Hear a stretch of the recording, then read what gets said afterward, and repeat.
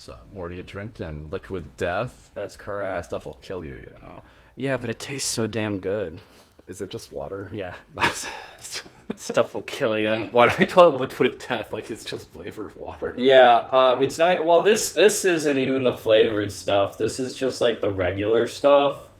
But because it's just like sparkling water, pretty much. Nice. But they have like flavors now. But like all the flavors for Liquid Death have like sugar and sodium in it, and this, I don't think this has. The body is your temple, man. Yeah, yeah. So, the only thing I know is how much more of the Archmage's cuckoldry can we take? Wow, we can take a whole episode's worth. Well, I think. maybe like a free-parter. Yeah, The maybe a episode. three-parter, maybe. No, this is all we have to take. So. I like that he cuts like himself. Also, There's talk going on down. Yeah. Yeah. But before we begin talking about this episode, we have an announcement to make about the Loincloth Hour going forward. I and Hiran are going to be stepping back from Loincloth Hour. We're going to be focusing on other projects, including my other podcast, the Spank Bank. The Loincloth Hour will be officially Sid's baby from this point on. He will have sole ownership, sole control over it. And we're going to be taking a break. We will still be around, though. Sid's going to be moving to a rotating group of co-hosts that he will have different people on for each episode going forward. And me and Hiran will be among those co-hosts. So we're going to come back for select episodes that we want to do. And Hiran has to be on more often than I will be. Because he's going to continue doing his little Hiran's Corner segment where he's going to come on and talk about the behind-the-scenes info, the Ask Greg parts, and that kind of thing. So that's sort of our big announcements. Yes. To be clear, I will still be on probably roughly half the episodes is what we're looking at right now. Nice. In terms of, and the others I won't be doing the corner, but I'm going to be around much more regularly than. I haven't looked up a list yet to see which ones I want to do. But, I know that there will be some that I'm definitely going to want to be like, oh, I want to go on that one. And we've also talked, you and I said, about the Farscape episode, like the Weapon X episode, Craven's episode. So, I'll still have my hand in the pot, so to speak. Don't worry, you won't get rid of me that easily. Yeah. Our listeners. Yeah. But Absolutely. Sid, I know you're excited to have some new faces on too. It's definitely like I've met so many shared voices in making this podcast, voices that I think are remarkable and intelligent and are very like-minded for like what's going on with like, the new generation of like, young queer furries as well as like, and even though like the older generation is stepping back for a bit precautionarily to focus on their own, like I mean I have some very close friends I'd like to just kind of help give a platform to as well, and to have the opportunity to do that thanks to Manicorn and Huron and everything else they've done for me, it's just it goes without words to say. So it's definitely, it's gonna be different. I'm gonna do what I can to keep this train rolling. I still have other episodes I want to discuss, and other perspectives I want to have, discussed with. I really should have prepared something a lot stronger for this, really. It's all good. Do you think you're going to be changing the format at all as you go forward? I think there will be interchangeable formats, but I still would like to continue using the recap format for Gargoyles. Because you mentioned you want to do also interview style That would probably be a topic for discussion that we could just like, okay, like here's one piece of media or a movie, and we're not gonna hard recap it start to finish. We're gonna just accent certain points, and it's kind of like going into an interview like pre-structured and everything. Like what questions you're gonna get, but like you have some time to discuss that amongst like-minded peers. In general, like we no longer live in the same house, and it makes recording. We live like an hour away from each other now. Yeah, so it's definitely slowed down our ability to get recordings done, and that's part of the reason why we want to make it. Is that Sid isn't always waiting on us to actually have availability to come down here to be able to record an episode. Yeah, that's also a huge thing too. Because we all have to kind of be on the same page. It's difficult. Yeah. I would still love to be on every episode, but like I want it to actually be able to get people regularly and no, like you're still semi-regular for the like it's just you're only available like so much of the time now, so that's the only reason why. Yeah. He runs really busy. Yeah. Every freaking day. Yeah. I know. I'm also busy every day. So trying to sync up our schedules has been getting more and more difficult. Mm-hmm. So that is the other reason, is just in terms of making sure that content comes out at a regular pace. We're going to look at ways to make sure that we don't always need to be syncing our schedules to make this happen. Yeah, of course. Absolutely. Anyways, do we want to maybe just start getting into the episode? Yeah, let's get into the episode. Yeah, we wanted to finish off the Avalon 3-parter before we took our stepping back. So we are here to do that. Avalon, part 3, maybe the best part of the Avalon trilogy. What did you all think? Yes. I mean, Like this one more than the Archmage's Cut episode.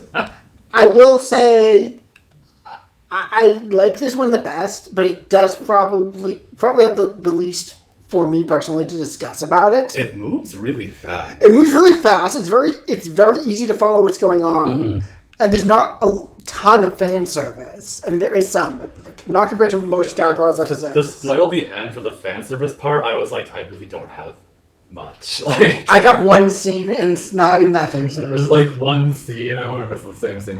I'm pretty sure it is, because there's only one scene. But like the episode itself, I thought it was really good, and also there's lots of magic in it, and I always like the big magic episodes. We know that. Yeah, I mean, I have honestly my own funny little perspective on the episode that I can't wait to share as we go along. Yeah, so, I took some notes on the previously on. Cool, I didn't. Anything good in there?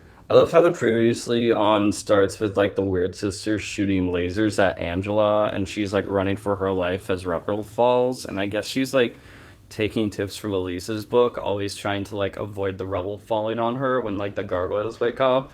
That like I think it's so funny how they focus on the fact that Timota and Macbeth were attacking Avalon. It's relevant for what we're about to see, but it's like they're referred to as two warriors armed with magical weapons, and it's like I'm also thinking in my head, yeah, and it's also two extremely like compelling characters who've also just been pawns this whole time. They're reducing the thing. Like, also, I do think it's sort of weird that like Macbeth and Timona are seen as like such a big deal, but like really, like they are just two guys. Like they're just a human and a gargoyle, and the good guys have a lot more of those. So like, are they really that big a deal?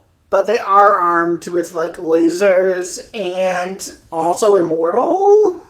Whatever. If you tickle one, the other will laugh. Well, we know that. Tickle fetishists are their weakness. Yeah. If one of them isn't ticklish, tickle the other one.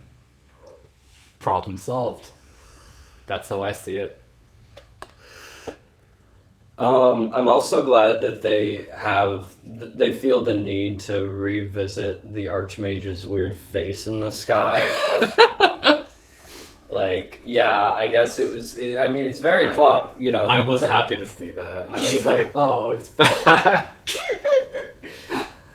Oh my goodness. And we also revisit classic moments like when he eats the book.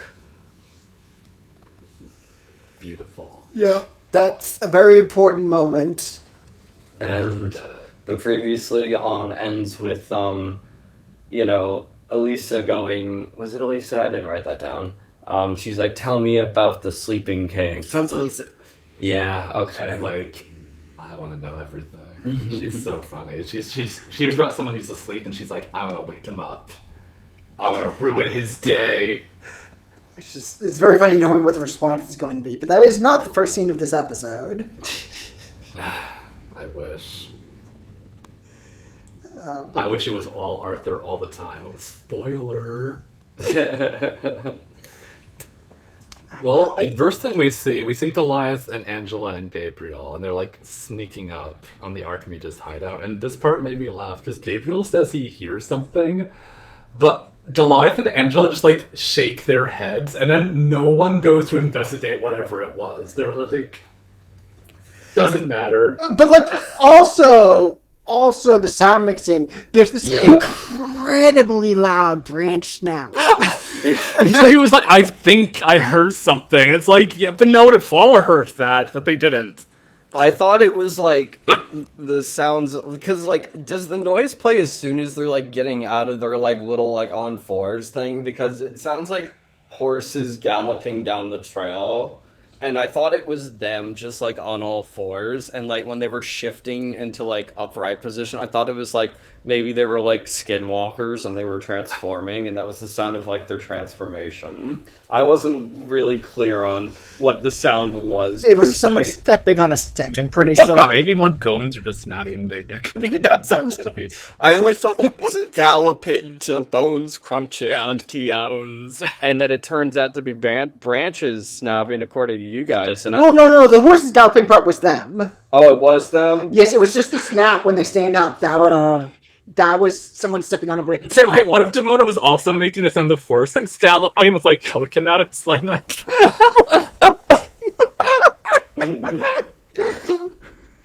then Gabriel's like, I think that was supposed to.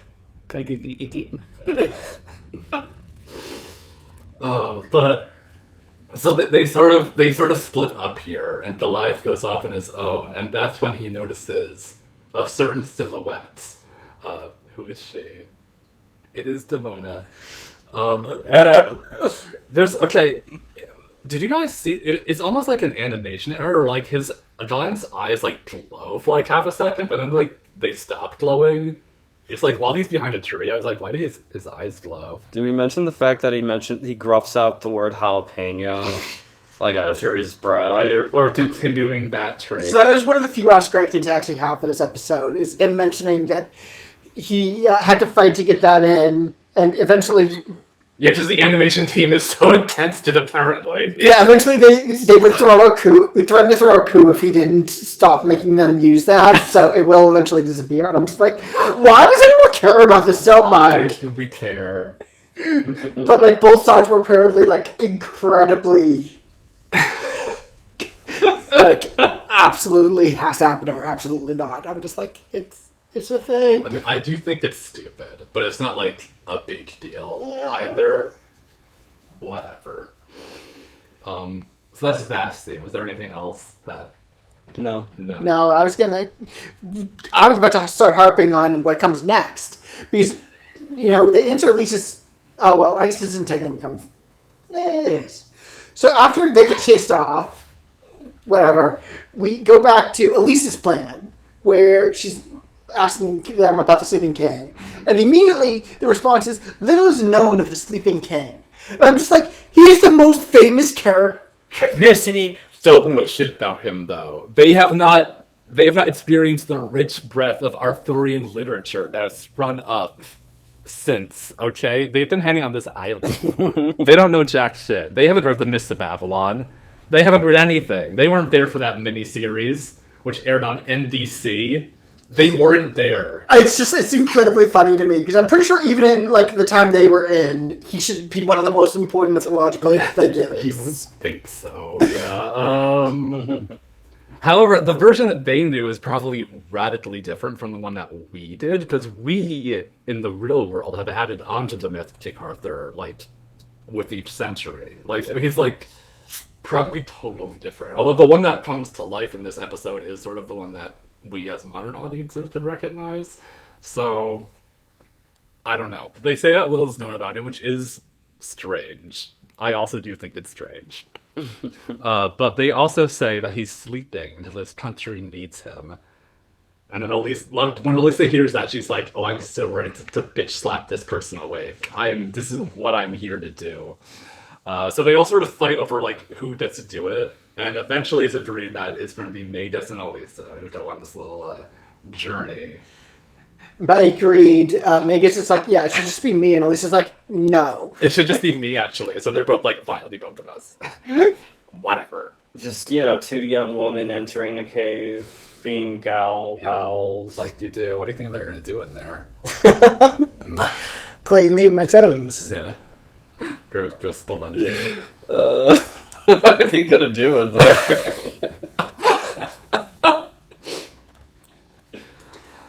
So we cut back over to Goliath and the crew, with Goliath immediately getting found out by what's his face, the Archmage. Okay. Before that happens, I wanna. So Angela and Gabriel are like, they're spying on the Archmage's base, and then she feels a gun press against her back, and she elbows Gabriel and is like, "Stop it!" That's like, what? Does she think it's his dick? Like, I think that is. Well, I was thinking it was his tail. But it's like, are these two brother and sister? I forget. They're not supposed to be dating. They're just like friends. Yeah, that's what I thought. It's like, how often does she feel his dick poke against her? They must have been really close. Yeah, real close. Yeah. As close as Brooklyn, Broadway, and Lexington are with each other. So close that when you feel their, like, sexual organs rubbing up against you and doing its natural gyrations, you're just like, oh, there he goes again. That's silly. It's just natural. He's at that age. Mm-hmm. But no, it's Nicbeth and Demona. And then Goliath interferes just about as they're about to fire, and that, I think, is when the Archmage also shows up. Oh, but before that, I have a lot to say about this scene, apparently. Goliath is able to break Demona out of her conditioning by talking about how, like, Gabriel and Angela, they're just innocent gargoyles, not humans.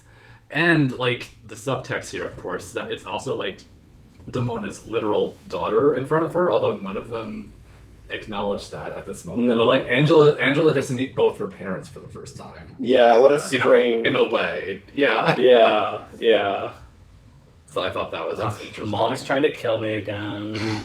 Not the last time this is going to happen. But then the Archmage shows up, and he just, like, reasserts his spell on both of them, and they're just, like, they're back to being, like, zombie tones. Yeah, like, he's so funny. Like, okay, so, like, Archmage low-key admitting that Demona and Macbeth have better natures to begin with, let alone saying Goliath can't appeal them. It's, like, funny because he just, like, ups the magic juice is all he does. That's all he did. So it's like, and then he's so funny, like, he's gotta, like, walk over to them super slowly and then just give them a big old grin, and he's like, yeah, destroy, like, the children, kill them.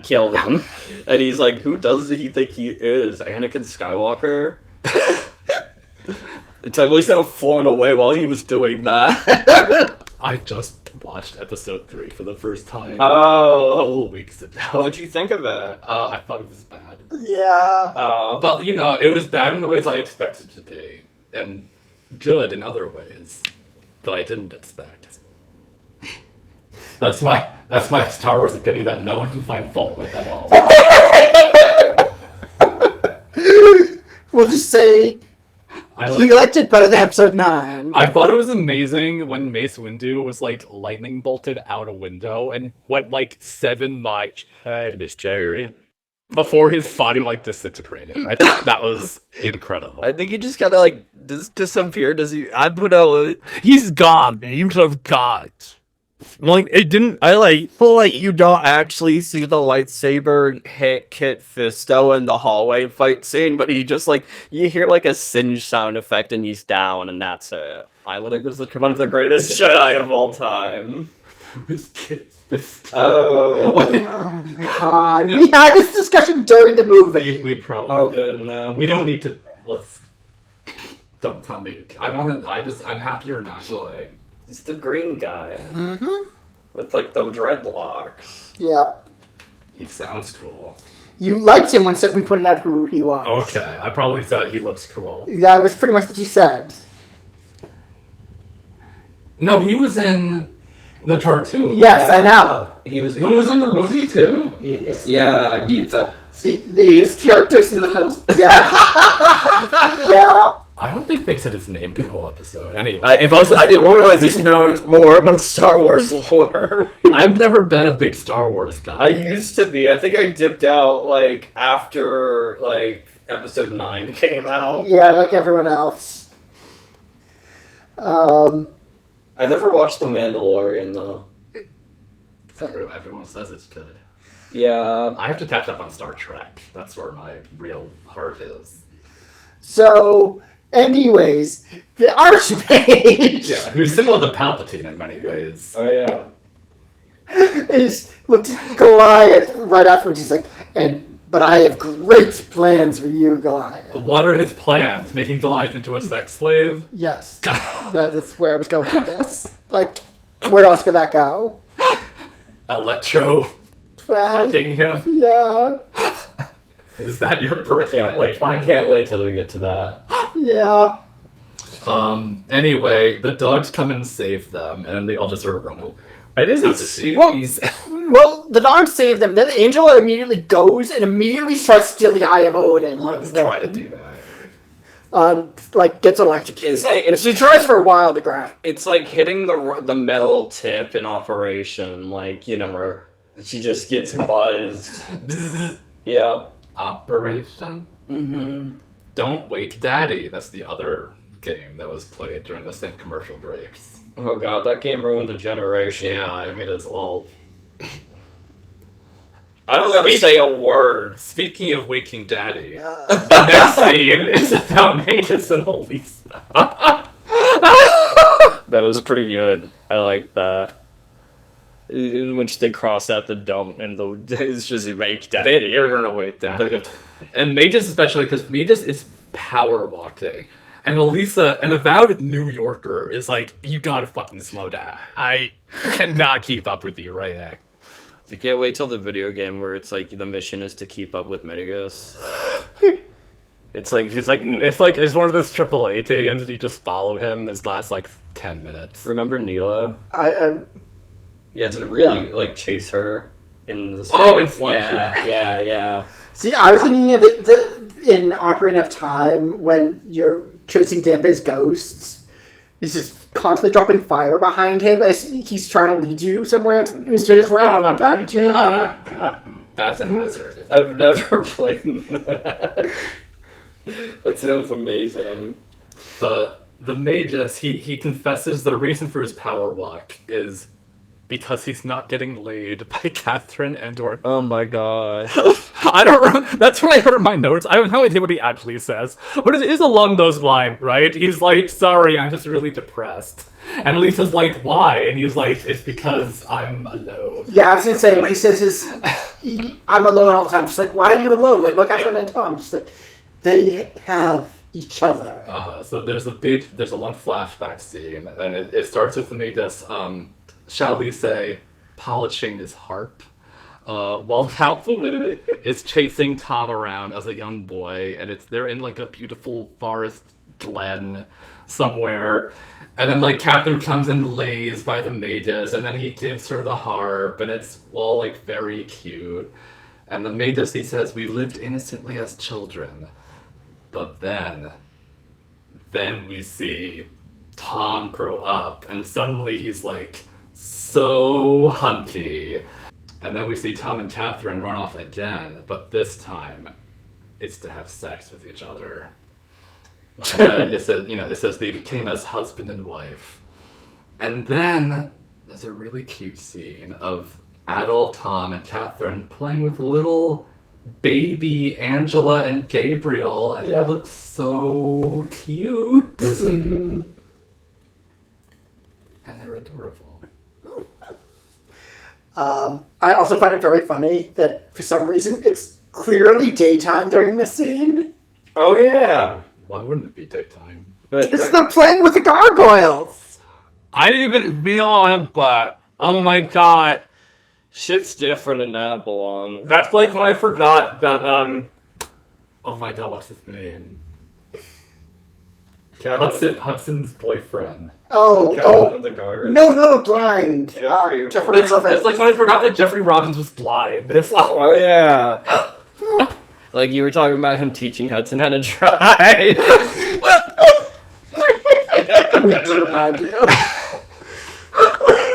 that can still happen. He has a book on it. Mm-hmm. Yeah. It would just be a lot funnier. So Elisa asks, she says, why didn't you fight for her? And then the Magus is sort of like, well, it's because I'm a sad sack, and without my Grimorum, I don't feel like I have like anything to offer her in a relationship, even though Catherine has straight up told me like multiple times that she doesn't mind that I don't have the Grimorum. But I sort of, like, for the first time in this episode, I got the impression that, like, Catherine and Tom might have been okay with, like, inviting the Magus in. It seems like it's more the Magus who chose to withdraw from the two of them. Because he doesn't, because of his own Because of his self-worth. own self-worth issues. Mm-hmm. Yeah. And I forgot that part. So I was like, oh, that's sort of interesting. Yep. Yeah, because, like, he basically says they never pushed him away. He just Yeah. decided that he didn't have value. So that's sort of a new facet to all of this. So now, like, whenever Catherine is, like, really nice to him, I'm like, maybe it isn't that she feels sorry for him, but she honestly is, like, sort of down to that bone. Surprise. Who can say? I just thought that was interesting. But they reach the Hollow Hill. They enter through a long cavern corridor. And then they reach the interior, and at first Elisa says that she expected something grander, but then, like, she sees what's in there, she's sort of like, oh, whoa, actually, because there's this grand chamber inside. A single ray of sunlight is coming down, like, from the ceiling, and it's just the body of King Arthur on the stone. It almost looks like a sarcophagus. Yeah, it's like a sarcophagus. Yeah. Altar? No, yes. Yeah, Or like tools are beautiful here. it's so pretty. Reminds me of like Revolutionary Girl Lieutenant, and several album covers of like gothic rock bands and stuff. And the body is flanked by two suits of medieval armor. They're standing guard over it. As they approach, those armors begin to move, and they draw their weapons. At least they've got her done. But this is one occasion where cold iron is not trying to do the trick, because all she does with it is just knock off one of their helmets, revealing them to be empty. So that's when the magus casts the spell. He says, "Honored warriors who would stay upon the winds of yesterday, you have discharged your promise bold, so sleep you now, grow still, grow cold." And he's able to draw upon Avalon's magic itself to do this. Even though he doesn't have the Grimorum, he can draw upon the natural magic of the land. But it takes a lot out of him to do that, to act as that sort of conduit. I'm just going to fly through all of this. Yeah, you seem to have it. You got it. Lisa, she then moves across the bridge. However, it crumbles in front of her. And then the magus calls out that's a leap of faith. She must play the fool. So she does so, she jumps across, and then when she looks back, the bridge is whole again. I just love that sort of shit. I'm just saying it is straight out of Indiana Jones. Yeah. It also is straight up Indiana Jones. If you want to, have a more modern, I guess, frame of reference. I was thinking Elisa reminded me of like Laura Croft or like Yeah, screenwriter. that's also a game that would be straight out of. I've seen so many ads from the 90s that are just like thirsting over Laura's like triangular bed. He's so funny to me. This whole like of like EGM back in the day. Beautiful. Like, it's crazy because I've played enough of the games to know that the games themselves, like, don't treat her like that. She's a badass in the games. Like, The advertising campaign was insane. I just think it's really funny.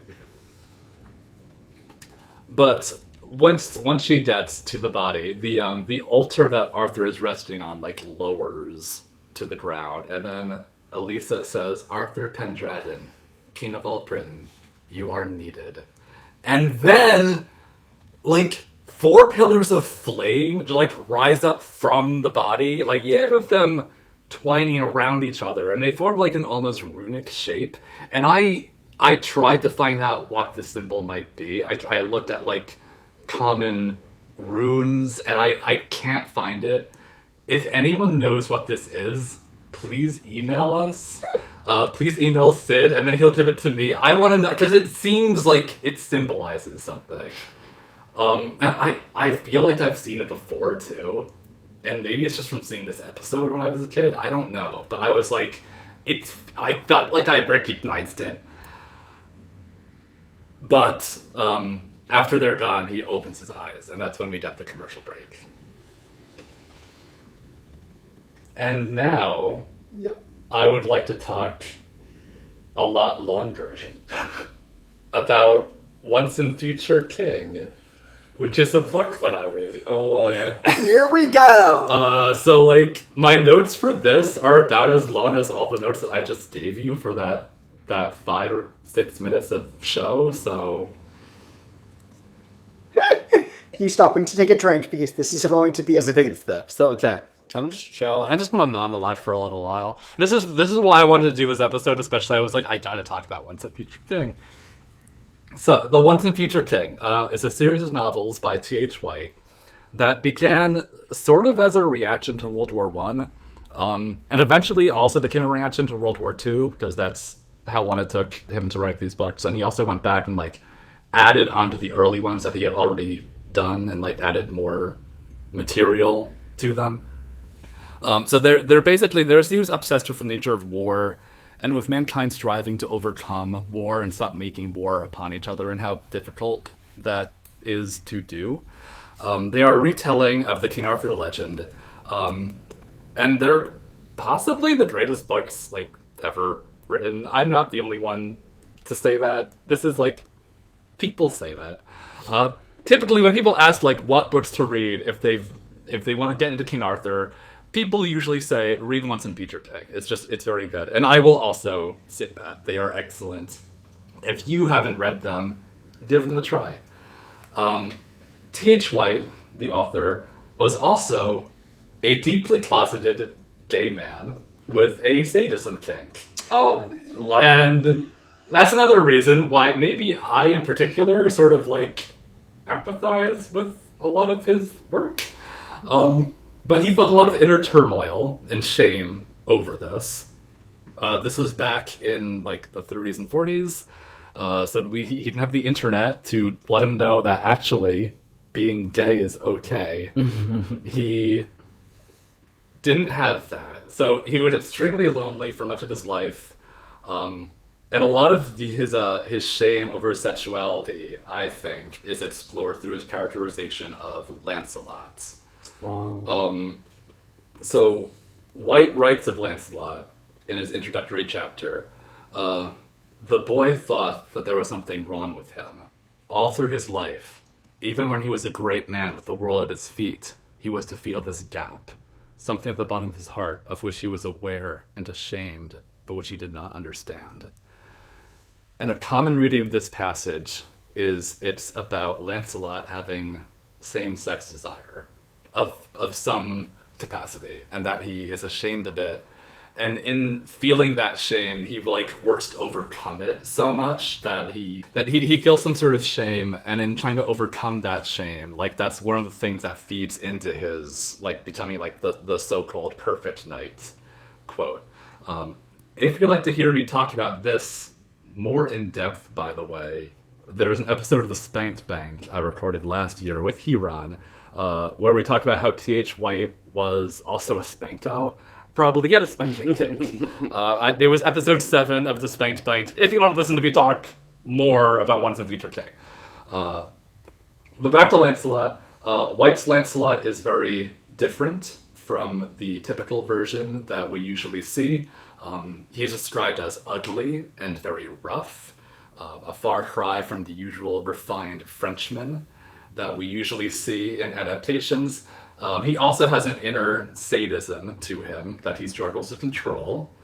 And he also is very much in love with King Arthur.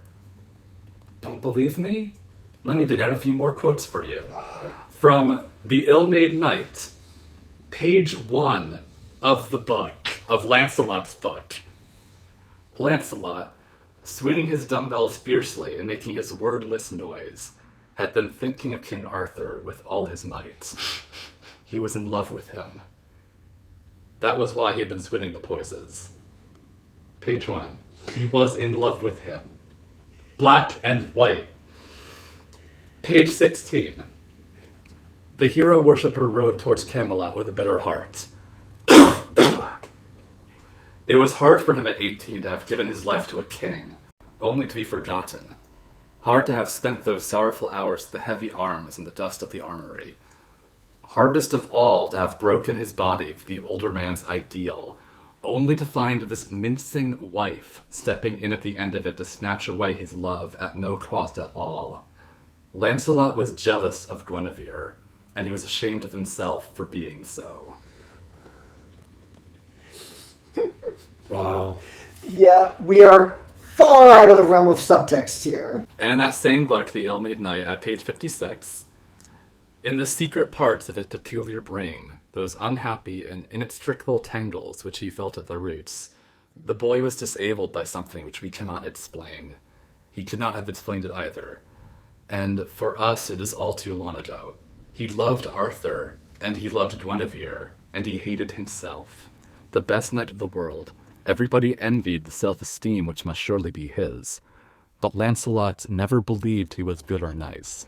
Under the grotesque, magnificent shell with a face like Quasimodo's, there was shame and self-loathing which had been planted there when he was tiny, by something which is now too late to trace. It is so fatally easy to make young children believe that they are horrible. So, he loves both Arthur and Guinevere, is the point that I'm trying to make. And T.H. White, additionally, this is outside the material of the book, but we know from T.H. White's letters that he sent to a friend during the writing process for the book. When speaking about Lancelot, he straight up asks, he was like, is it possible to be, he uses the word ambisexual, but he asks if it's possible for someone to, like, fall in love with both genders. This is a concept that T.H. White is not familiar with. And he sort of invents it out of first principles and is like, well, if someone is that, then that's probably Lancelot. But then he says in the same letter, he's like, but, you know, I don't want to make, like, a modern sort of novel, so if I talk about that, it's just going to be in the most oblique terms, because I don't want to, like, make a statement or anything. That was him being subtle earlier, when he was like, yeah, Lancelot's in love with Arthur, but, you know, it's not a big deal. Don't worry about it. T.H. White is an interesting person. Yeah. So, that is Lancelot. As for Arthur, who I should have been talking about this whole time, but there's so much more material about Lancelot in this book. As for Arthur, his sexuality is not as explored as Lancelot's is. However, and forgive me a moment of Fuchoshiing out a little bit, so much of the story of Once and Future King and the Arthurian mythos in general is Arthur trying to remain unaware of Lancelot and Guinevere's affair like to give himself plausible deniability. And that is because he also loves them both. Like, he doesn't want to hurt them. And as much as they are hurting him, he knows that, like, they cannot help themselves with what they're doing. And I do believe that his love for them does cross over into the romantic, for both Guinevere and Lancelot. And in a different time, in a different place, you know, perhaps things might have been different for him, for all three of them. Hey, speaking of different time, what if Arthur, like, woke up in, like, the present day, so to speak, or, like, 1994, let's say? What do you have? That's crazy. That wouldn't happen. It's so funny listening to this because I'm just like right now, you are.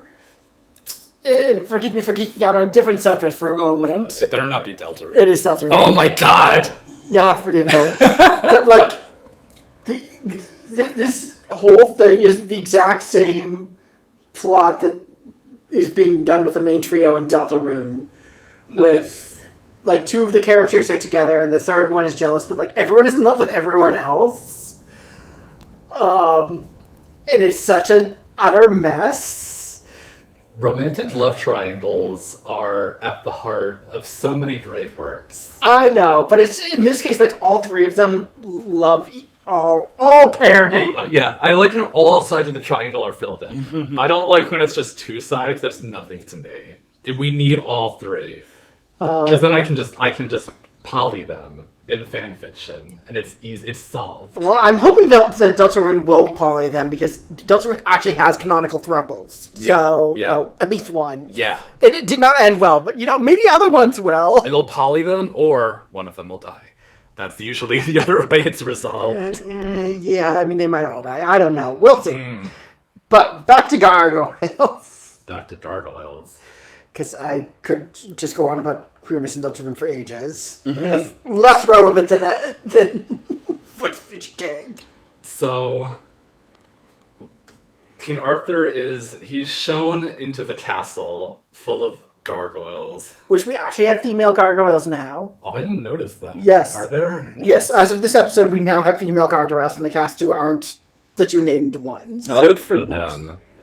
But it's really fun. Elisa talks about, like, how cool and sexy Arthur is for a little while. And she's like, he might be even more cool and sexy than you, Goliath. Maybe. Pretty much. And then Arthur, he sort of, like, clears his throat. He's like, that's all very flattering. But would someone kindly tell me what is going on? And I'm like, on the whole walk back, you didn't tell him? And I was like...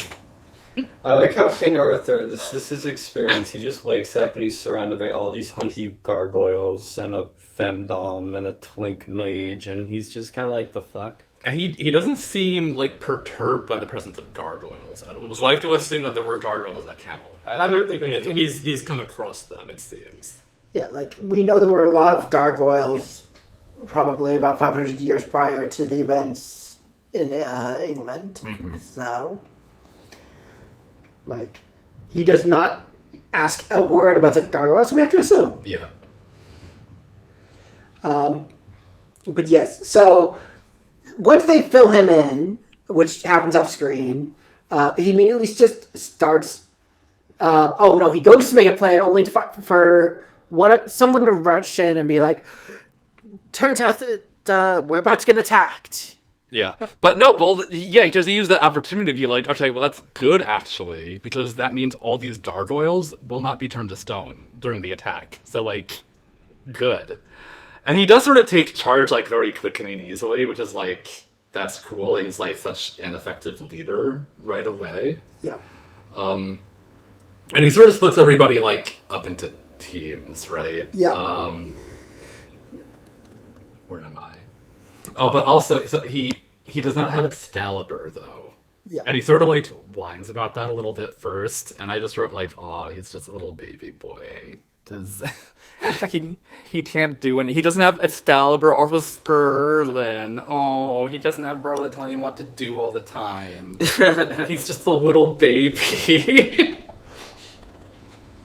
But yeah, so he's immediately like, okay, well, Lisa, you fought the Stimona before. You lead that team, which I love that he's just like immediately, he's already only known Lisa for like 5 minutes. He's like, yes, you're in charge. But also, like, he senses the presence. He's like, I feel there's toxic Yuri here, and you're in charge of that. That's so fun. I know the thing's gonna be some top this year. Yeah. Oh, and okay, there's also a part where, so, like, Catherine volunteers to, like, stay at the castle and guard the wounded. But as she does so, she makes, like, a jerk-off motion with her hand. Yeah, I noticed. I didn't know why. She's supposed to be angry. She's like, no, stop, look. Please, after a lot of Oh, hold on. Wait a minute. Hold on. Where are we? Alright, did we already pass the weird sisters, like, being all passive-aggressively, like, okay, so while we do your bidding, what are you gonna do? I think we just we kind of skipped the dust. Okay. talked about that if you want. Just, pointing out that women have to deal with, like, okay, so while we do your bidding, what are you gonna do? And then he just explains to him what he's gonna do, like a typical man. Like, just not getting it. I also liked how King Arthur is nonchalantly, like, he looks at Tom and Gabriel, he's like, you look like two able-bodied knights. He does. And then he's, like, holding Elise's hand, calling her a brave young woman, like, bisexual king, I don't already. Imagine being gassed up by King Arthur. Like, Yeah. Okay, but did we talk about Catherine being like, they will not harm my ex? Yeah, that was exactly what we were talking about. Okay, yeah, so I think that is such a funny scene and line out of context. Like this, she's not gonna hurt like her. this tough old lady, like, they will not harm my eggs. I'll jack them off the word that's inside me. I just wanted, I guess, for my notes on all this. Yeah. That's my only takeaway. I'm sorry. But yeah, so then Goliath is going to go deal with the Archmage. Yes, they all sort of split into teams. And immediately Angela's like, I'm going with you. She already fought the Archmage once and was pissed that she didn't win. She is now, after last episode where she was sort of a nobody, in this one, she sort of is like, I think I'm going to be main character. So I'm going to start, like, throwing my weight over. But like she's like creepily smiling over Goliath's shoulder, and Goliath's like, "Man, it's this creature that's fall." At the very end, she makes, like, the derpiest smile face that anyway. I was like, we are not doing her any favors today, animators. It's like, what are you doing that to us? I don't... She gets fire out for gargoyles. We are all good animation parts 1 and 2. This episode is really good, but the top-notch animation team was not on it. Oh my gosh. So, okay. Fight time. So, Macbeth and Demona attack. And, like, the first thing that happens is Tom tries to mount Demona, like, sexually. Macbeth starts, like, shooting his electric gun at King Arthur. He doesn't even know what a gun is. He's like, what is that? Like, no one told him. What magic is this? Yeah, but then Arthur gets the drop on Macbeth somehow. And Bear hugs him from behind. There's a lot going on. We're gonna have Toxic Yuri. Right now we have Toxic Yaoi. Which is not gonna be confined to this episode. They get paired up after this too. Yes. They sort of are like gay rivals after this. So Macbeth, a noted Arthur sexual himself from previous episodes, basically like comes in his pants when Arthur tells him who he is. And he has a very, like, wolf-coated, if I may use... No, you're good. A wolf-coated response that he's always wanted to see how he measures up against the best. What do we have to say about this? I'm looking for my notes. I think you just skipped over several things. It's okay. We're kind of doing them in order, because during the scene section, they just cut back and forth between the point of views, like, rapidly. And it's going to be very difficult to discuss them in order. Because, holy shoot, there's like 8,000 There's like 3 or 4 fights all at the same time. Yeah, so my notes were like, immediately after Elisa kicks Damona's ass, we see Macbeth looking at the site, then turning to the camera, and I think it's because he just got kicked in the balls by King Arthur, but he like lets out a moan or something. Yeah. And I think he's also feeling the pain by Damona, and they like at that railer say, "The right because of the thing." Yeah. And can we talk about, I also put it in my notes, can we talk about how homoerotic the fight between Macbeth and Arthur is, wanting to see how he measures up the best, not to mention Arthur's doing Macbeth, like at one point, like Macbeth is like face down on the ground, getting his arms pinned behind by King Arthur, and like Arthur's like subduing Macbeth while like Macbeth is backing his ass up into it. And it's like Macbeth, I'm sure, would just be like creaming right now if he were conscious or conscientious or whatever the term is. Conscious. Right. And then it's like, and then what is it after they realize the pain thing? Like, you hear Marita Sirtis actually give a voice line at one point. She's like, I must put some distance between us. She's like yelling the penetration. You're up. She's like, no. It's so weird hearing her voice come out of this situation, because it's like, it reminds me of like, I don't know, it's got the same energy of like season 4 Aaron and Farscape, where it wasn't really Aaron. It doesn't feel like it. It didn't like so much. Like, yes, I believe it's her Marita Sirtis saying it, because it's like she's being used as like a situational pawn, puppeteer, or whatever. It's like, it just feels weird. It does feel weird. And then that's really all the notes I had on that sequence. Okay. So, of course, she decides she's going to put the distance between them. But meanwhile, we do also have going on the fight between the Magus and the three Fates. Can I talk about Damona? Yes, go for it. Okay, so I know where you're going. We're gonna have Damona and Elisa, but before that, Damona like pushes Gabriel up against a tree, like the front of him is against the tree. She raises her hand, and it looks like she's going to spank him. Yeah. And then there's like a sharp cracking sound effect. Yeah. And I straight up thought that she actually did spank him, and I was like, wait, what? But then actually, Elisa like chop kicking her like that. But I know the radio song. Correct. Laughing. Yeah. I like how Gabriel is bracing himself against the tree with his ass out. Like, Spiffy also pointed this out to me. He's like trying to look at like all breedable and sexy, but like Lisa's in the background with her feral goblin energy going after Damona, ruining it. Like it's a very funny frame is all I wanted to say. And yes, that I didn't realize the spank continuity until you pointed it out. More like he's like, you little bitch. So we know that Gabriel's into that now. Yeah, of course. That's why he's the one who always gets thrown to email.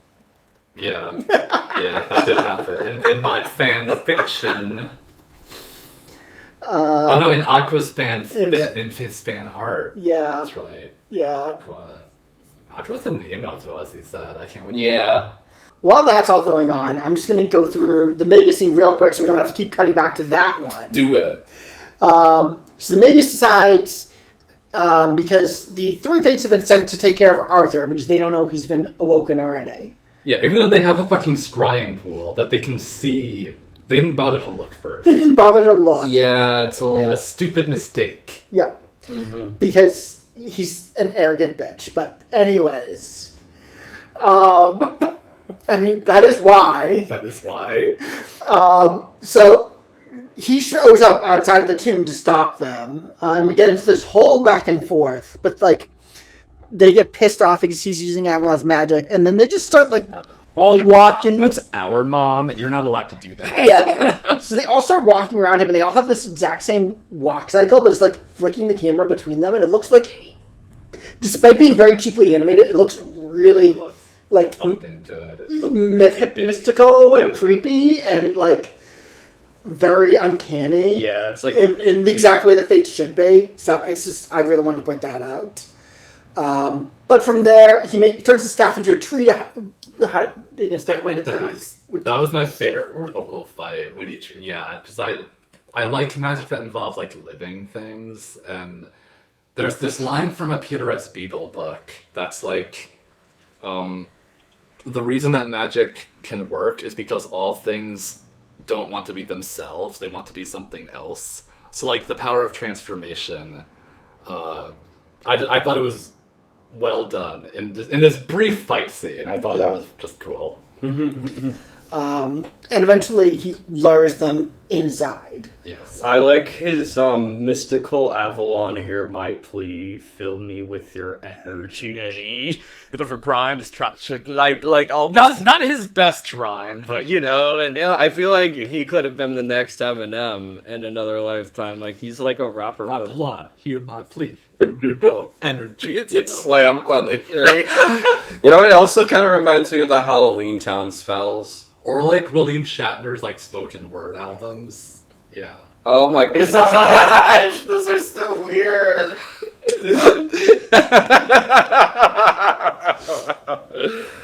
Oh my goodness. One part I really liked about that whole sequence you just described is like when the Fates have like this like green laser beam shooting out their eyes and mouths. It's like nightmare fuel. It's so creepy. I love everything they do on this show, but like I feel like I don't usually have a lot to like talk about. But it's like all I can do is just be like everything they do is cool. That's it. I feel like all I can say about that all the time. So Should we talk about Demona? yeah, you need to go back to the Demona to talk about Goliath. Let's leave Goliath for last, because we know he's going to get fucked, and that'll give us something to look forward to. That's fair. So Demona, after Arthur's like, every blow we do counts twice. They both feel each other's pain. She's like, I must get some distance. Okay. She flies up to like the top of this tower where there's gargoyles with like bows and arrows, and they shoot like 1,000 arrows at her, and they somehow all miss. And it like so dies. She's like literally like hovering right next to her. How did they do that? I don't know. It's impressive. Yeah. So yeah, she gets into the castle, of course, and like she goes to attack the wounded, and Lisa springs in with. Oh, I thought you were going to mention that Ophelia was there first. Ophelia's there. Look at I thought you were going to first stand. Okay. Oh, thank God. The background gargoyles do literally nothing. Have nothing to contribute. Okay. Ophelia's there. Avalon. She had things to do last episode. Like this episode, she's literally just an moving backwards. Yeah. But yes, so Elisa steps in with a "Wouldn't you rather have me?" which is a meme. Oh my God. Countered with Demona going, "Always." I did not remember this scene, and when I got to it, I was like, this is so as gay as their last one. I was like, I forgot this happened. And then Demona has it done, but she like throws it to the ground because she wants to wrestle them. That's so crazy. And I'm like, this is too much right now. What? This is like people are always like, why are it's not perverts shipping Demona and Elisa together. It's the actual lesbians. Mm-hmm. Oh my God! They literally roll around on the floor again. Just like last time. Yeah. Well, I love when there's so many like really charged fight scenes in this show that are just like that. Gay. Mm-hmm. Gay. Mm-hmm. But yes, this one ends, of course, when Catherine just walks up, grabs the gun that Demona discarded. It's like, get clear, and then just blasts Demona with it. No one threatens my dead. In the big Mama Bear moment. She's a big Pink Flamingos fan. What does that mean? Is that who are the Pink Flamingos? It's okay. It'll be okay. You don't need to know. People listening will know. All right. So, Now it's time to talk about Goliath. yes. So Goliath, meanwhile, has decided to attack the Archmage. Yeah. He's decided to kneel before the Archmage. So I love how the Archmage is just doing his thing, being evil at that little weird area, and then like he looks up and he sees like the gargoyle silhouette of Goliath, and it's like, I swear the animators just make him all shadow, but it's like because he's all shadow, his little loincloth in the middle. I did not even notice that. But yeah, when he posted the string caps in the blue sky, and I was like, oh, it does look like this did this thing to me. Dude, that is terrified. Just a big dick. Looking off and just seeing a big, giant, naked, muscular man with wings coming down on you with his dick out. Like, that's some beast from X-Men jumping on you with his legs spread type shit. And then it's like the moment the Archmage looked up, he knew it was over. Like that. He knew that he was gonna suck that dick. Oh my god. They had that beefcake kneel before me and writhe and moan, and that's what he's gonna do. Yeah, no, we're getting there. Okay, and then he does that because Goliath, what does he do? He tries to take the Eye of Odin, right? They always are going for that. Yeah, they're going for the key, like, like the thing, the component, the weak spot, or the Dark Souls, like, Yeah, it's glowing red. yeah. I mean, it's even an eye, like every Legend of Zelda boss ever. Then he gets, like, zappified, and, like, grovels down to, like, his knees, like, on all fours. And then the Archmage the whole time is just like, ha ha ha, now you are a weak muscle man, and I am powerful old man. My penis is satisfied. And it's like, he thinks he's like a bad bitch with stilettos, right? Because he sacked Goliath on his titties and made him weak. Like, that's what literally every single villain in the show has done to him ever in that original. But he thinks it is, which just speaks to how lame the Archmage is. It's also really weird because it's like there's like this little fold in his robes, and why does it look like the Archmage is like packing a little something under his robes as he's walking over to defeat a Goliath or something? Like, got the saves that last time. If he can transform his body. It reminds me of like the priest who got the boner from like the little. And the little I'm the child of the Little Mermaid. Yeah, The VHS like, it's a little strange and bold knowing that it's like they almost gave They almost gave the Archmage like a loincloth, but I guess they gave him like a little like robe underneath. Yeah, I was leaving the loincloth like over his robe. It doesn't. Yeah, it's like someone drew leggings in because someone was like, he can't just walk around naked. Like as if Goliath's gonna suck his dick or something. But anyways, like, I know there's more that happens after that, but the next thing I did was take notes on, like, the way Gabriel enters the next scene. Oh, when he rescues, when he and Tom, like, rescue Elisa from Demona. It reminded, like, he comes in and swings on the chandelier. I was half expecting you to do, like, a little Tarzan yell while he was doing it. Reminded me, like, of Venom of the Opera when they were always swinging on the ropes in that animated movie. Yes. And then it's like, there's one frame where, like, and then he comes in on the chandelier, and his bare soles just go right into Damona's face. Like, he steps on her face. She's not into it. Like, I know Spiffy is jealous of Damona right now, that he's not receiving end of, like, Gabriel's weird bare talon gargoyle feet. But no, it's Damona. Like, she... Well, plenty of that. And then there's one frame where Gabriel kind of looks like Sabretooth, and I think it's because he's got the foxy blonde hair, but it's like the animation team, I think, was kind of like they just drew some shit together, and yeah, his blonde hair, he looks like he's got like a giant blonde unibrow. I don't know. It was the hottest I'd ever thought Gabriel It's was. the only time you thought Gabriel was hot. Yeah, pretty much.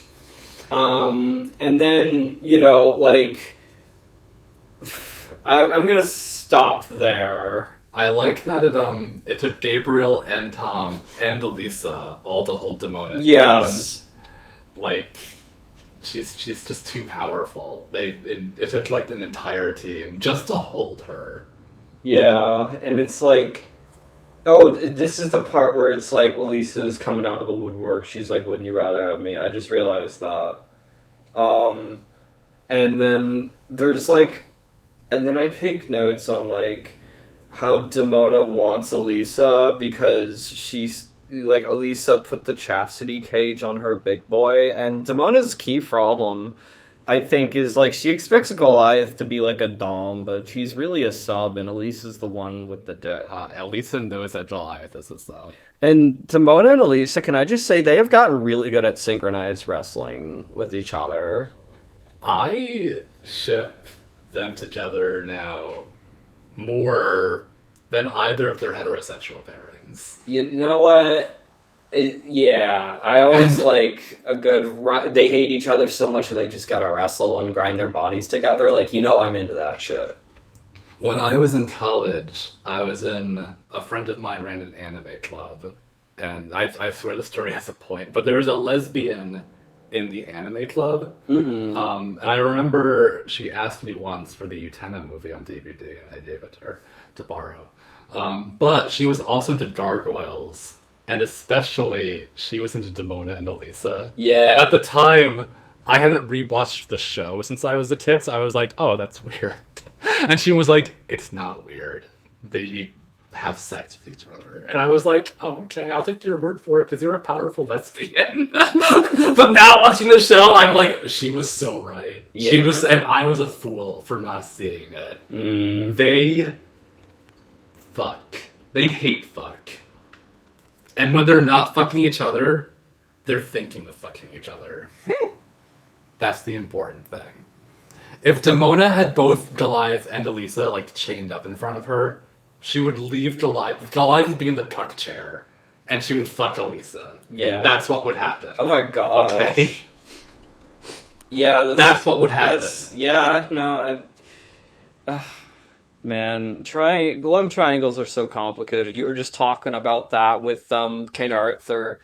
Now we're talking about Goliath, Elisa, Demona. What's another one? Berserk. Berserk's got Berserk has a great one. It's like hot time really is just like their greater desire is between Griffith and Jobs. Like, well, clearly Goliath and Elisa don't want Demona. So does that make them? I'm not gonna say that.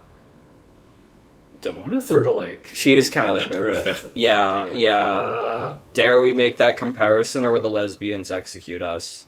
I saw. I know a lot of people are like, we don't claim Griffith. He's not one of us. I saw the best Berserk AMV of my life, and it's the one I sent to you. And Yeah, the Wolverine Lights. it's to Wuthering Heights by Kate Bush, which I've also become obsessed with. So they do this thing of a. Wuthering Heights. It's so good. I've watched this AMV like 900 times. I'm a freak about it. I think I did watch it. I just don't remember it. It left a very strong impression on me, and it's Guts and Griffith.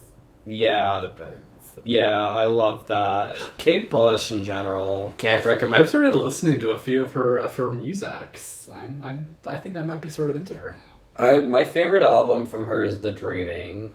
That's very experimental. According to YouTube comment. I love when she's like, I love when artists do like just batshit insane things. That's my motif.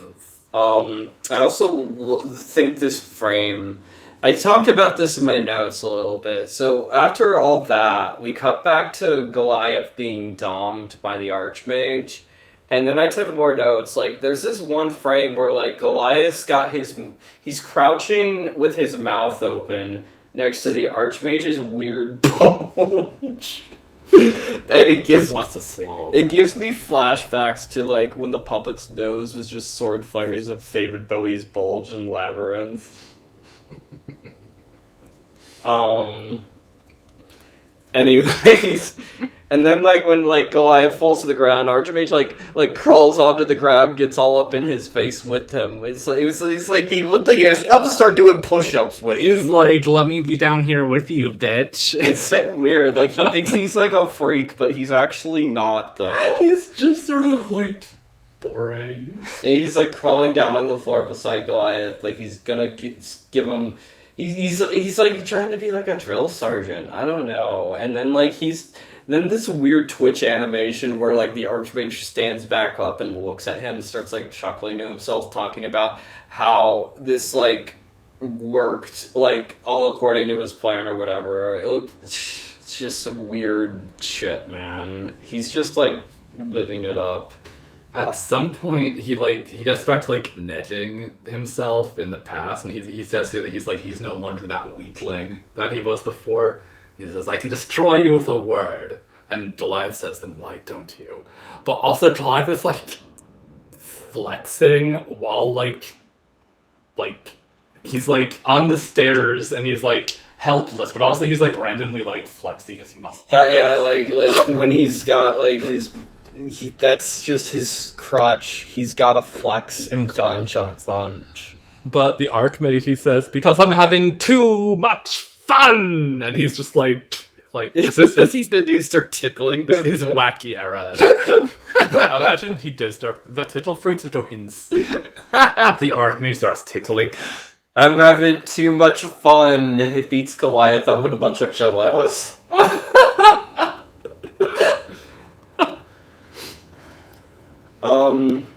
So, and also during the fight that the Magus has with the Weird Sisters, I don't know why he gives himself such a hard time, because he gets all three women wet at once during that fight.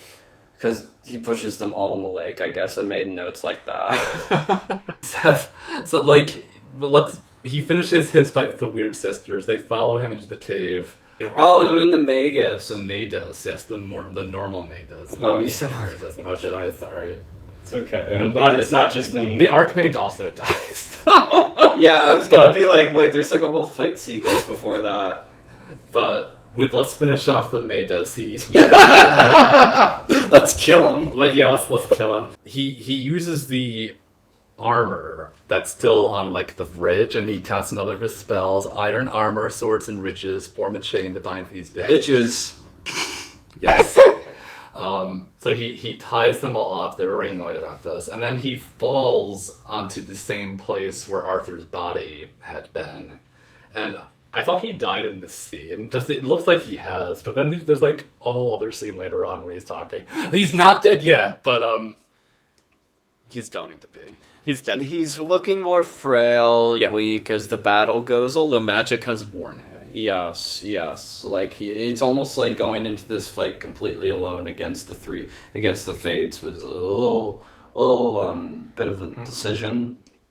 But he's been alone for so long. He chose to draw alone too. A little bit sad. But It's ballsy. he will have companionship at the end when we get there.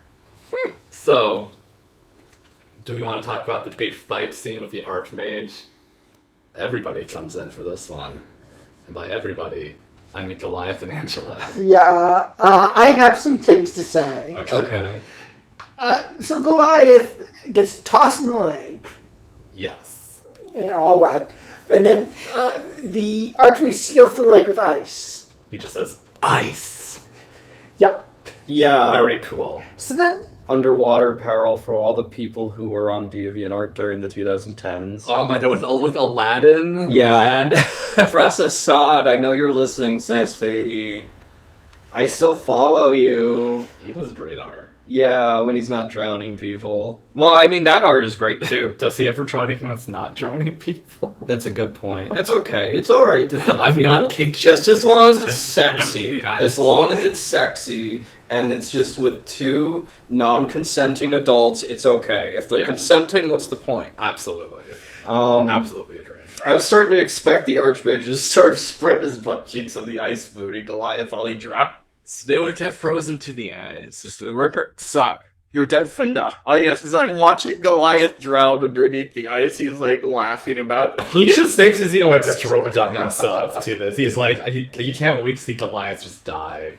so now Goliath responds by doing something that I have gotten pissed at in another piece of media, but like this one's not as bad. But Goliath just drops down a little, starts swimming, and comes out with enough force that he punches straight through the ice and leaps way into the air. He gets that momentum going. What if the Archmage was spreading his butt cheeks on the ice when he sees that? He gets... Then he just, this is it! But No, I know how he did it though, because it's like if you're ever swimming underwater, you like push yourself up against the bottom. So it must have maybe gotten to the bottom of the lake, however deep that is. Huh? Oh, so he propelled himself with his feet? Yeah, that's what I was thinking, but then I realized, does that lake have a bottom? We don't know. It's a made-up fictional lake. That's true. So, yeah, that's my thoughts, is like he pushed himself up against the bottom to get the momentum. Well, my thought was just like Goliath is really strong, so he just That too! great strength. You don't think he's strong enough to do that? What's the problem? so, even if he was strong enough to break through the ice, that much force, he's going to slow him down. He's not going to continue at the exact same speed into the air afterwards. So when someone puts all of their will into something, they are capable of incredible. It's an action thing for Superman fans. That's what it is. So here's where I'm going with this. Because in The Hobbit, Part 3... Oh boy. Are you fucking kidding me? Yes! The fucking guy he's one of the worst movies I've ever seen. There is a scene where I think it's like Aragorn and someone. Aragorn isn't in the Hobbit. I don't know. Some human guy. Stuck underneath the ice and does the exact same thing, like frame for frame. Is this the movie where Wait, does he like fly through it off the Just a random human. I like Goliath doing it. I don't like the Hobbit. Yeah. Anyways, that's what reminded me of one of my least favorite scenes ever, so I had to rag on it. That's funny.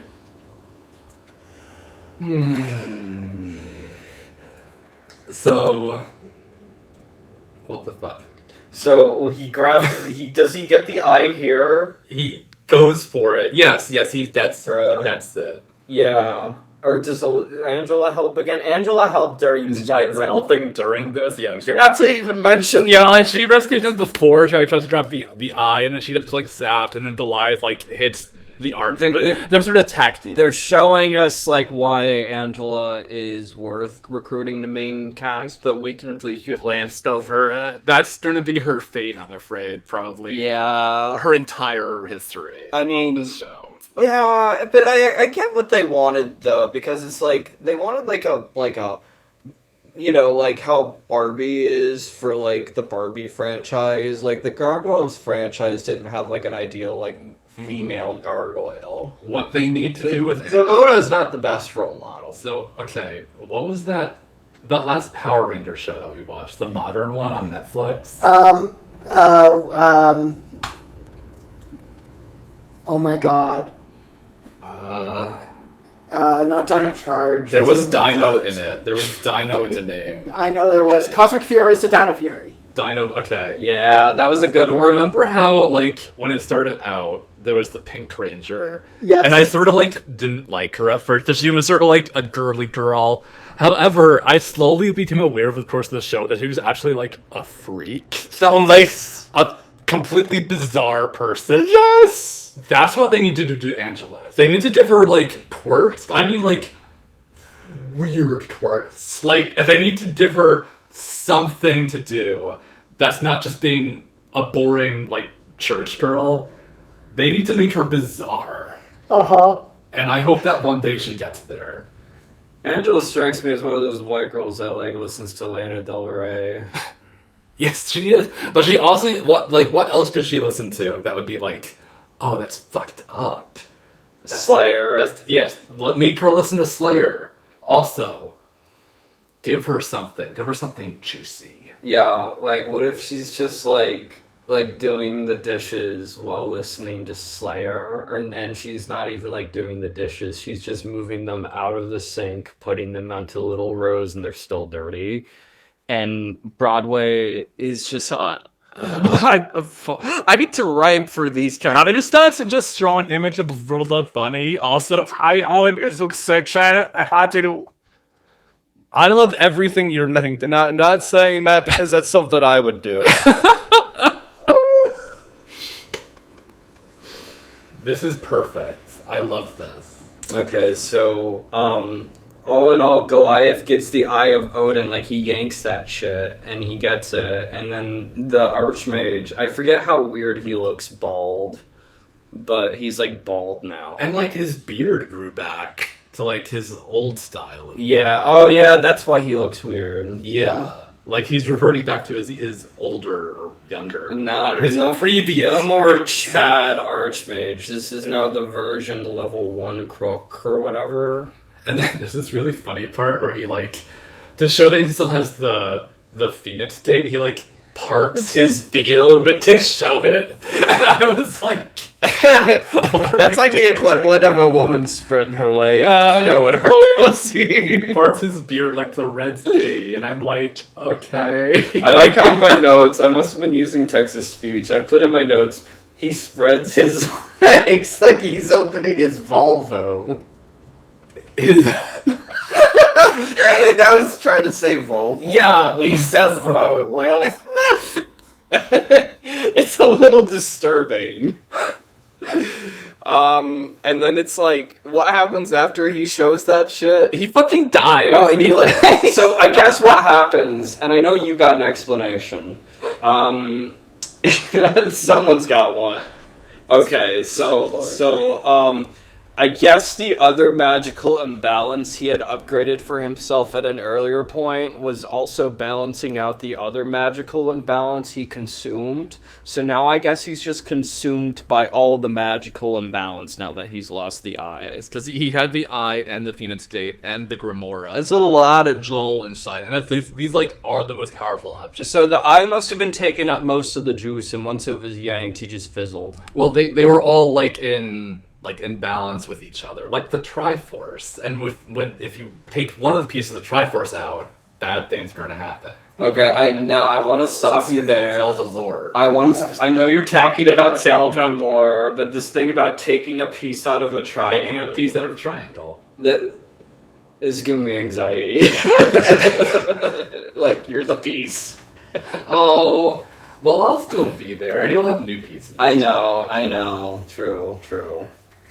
Anyways. But yes, in short, the Grimoire So, grants huge amounts of magical power, but the Eye of Odin grants him the wisdom to know how to control it. So with the Eye of Odin gone, he no longer understands how to control the power that's being granted by the Grimoire. And the Phoenix State is courage, then. It is, and he may be like ours, but he may be powerful, but he ain't powered, basically. He's not powered. yeah, and the way he, like, fizzles out, like, he turns into, like, he gets all electrified, like, all the electrical zaps come back to haunt him, but then he, like, turns into, like, I think it's, like dust or skeleton. He looks like a skeleton, and he's just done. It reminds me of, like, this one character's death scene from, like, Twin Peaks: The Return that you haven't seen yet, so I'm not going to talk about it, but there's something real, like, that reminds me of that. I love that. And then he goes, "Oh, my precious magic! My power ring. Gone forever. And we all have a jolly good time as he's dying. All except for Angela, who looks into the scrying pool there, and she sees the Magus, and then she weeps a few tears that join the waters. It's some real artsy shit going on. Unironically, yes, I thought it looked really good. Yeah, it's like, oh, that's good stuff. Mm-hmm.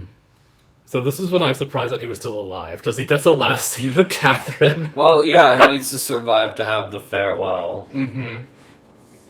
And he has, I actually, got emotional at this scene. I can't believe that I like the Magus. Out of this, I actually like... I think he became more relatable for you as we, dissected these episodes. Yeah, probably. I thought a bit more about him this time. Lancelot and all the other Thurian metaphors. And he has this line where he says, I think I should, stay here. And it's he doesn't want to move on with them. He actually, part of him does want to just, he just wants it to be over. Yeah. And that's really depressing. But before he dies, Goliath does forgive him for what he did to the clan, for turning him all to stone back in the day. And then Maida says, but I cursed your clan. And Goliath says, you saved my children, which is so beautiful. Yeah. And then Catherine's crying. She says, he cannot leave me now. And his last words are never, princess. And then he's gone. And it's like, why is it sad? I got real sad. I do too. It's just such a sad scene, and of course, as usual, the scene was a heavy focus of S&P, which I think should surprise no one. Well, I'm glad that they were able to still make it very good and strong. Well, so like they couldn't actually say he was dead. Give me a fucking break. They had to make it unclear if he survived or not. I am going to throw a fit. Welcome to S&P. For a year.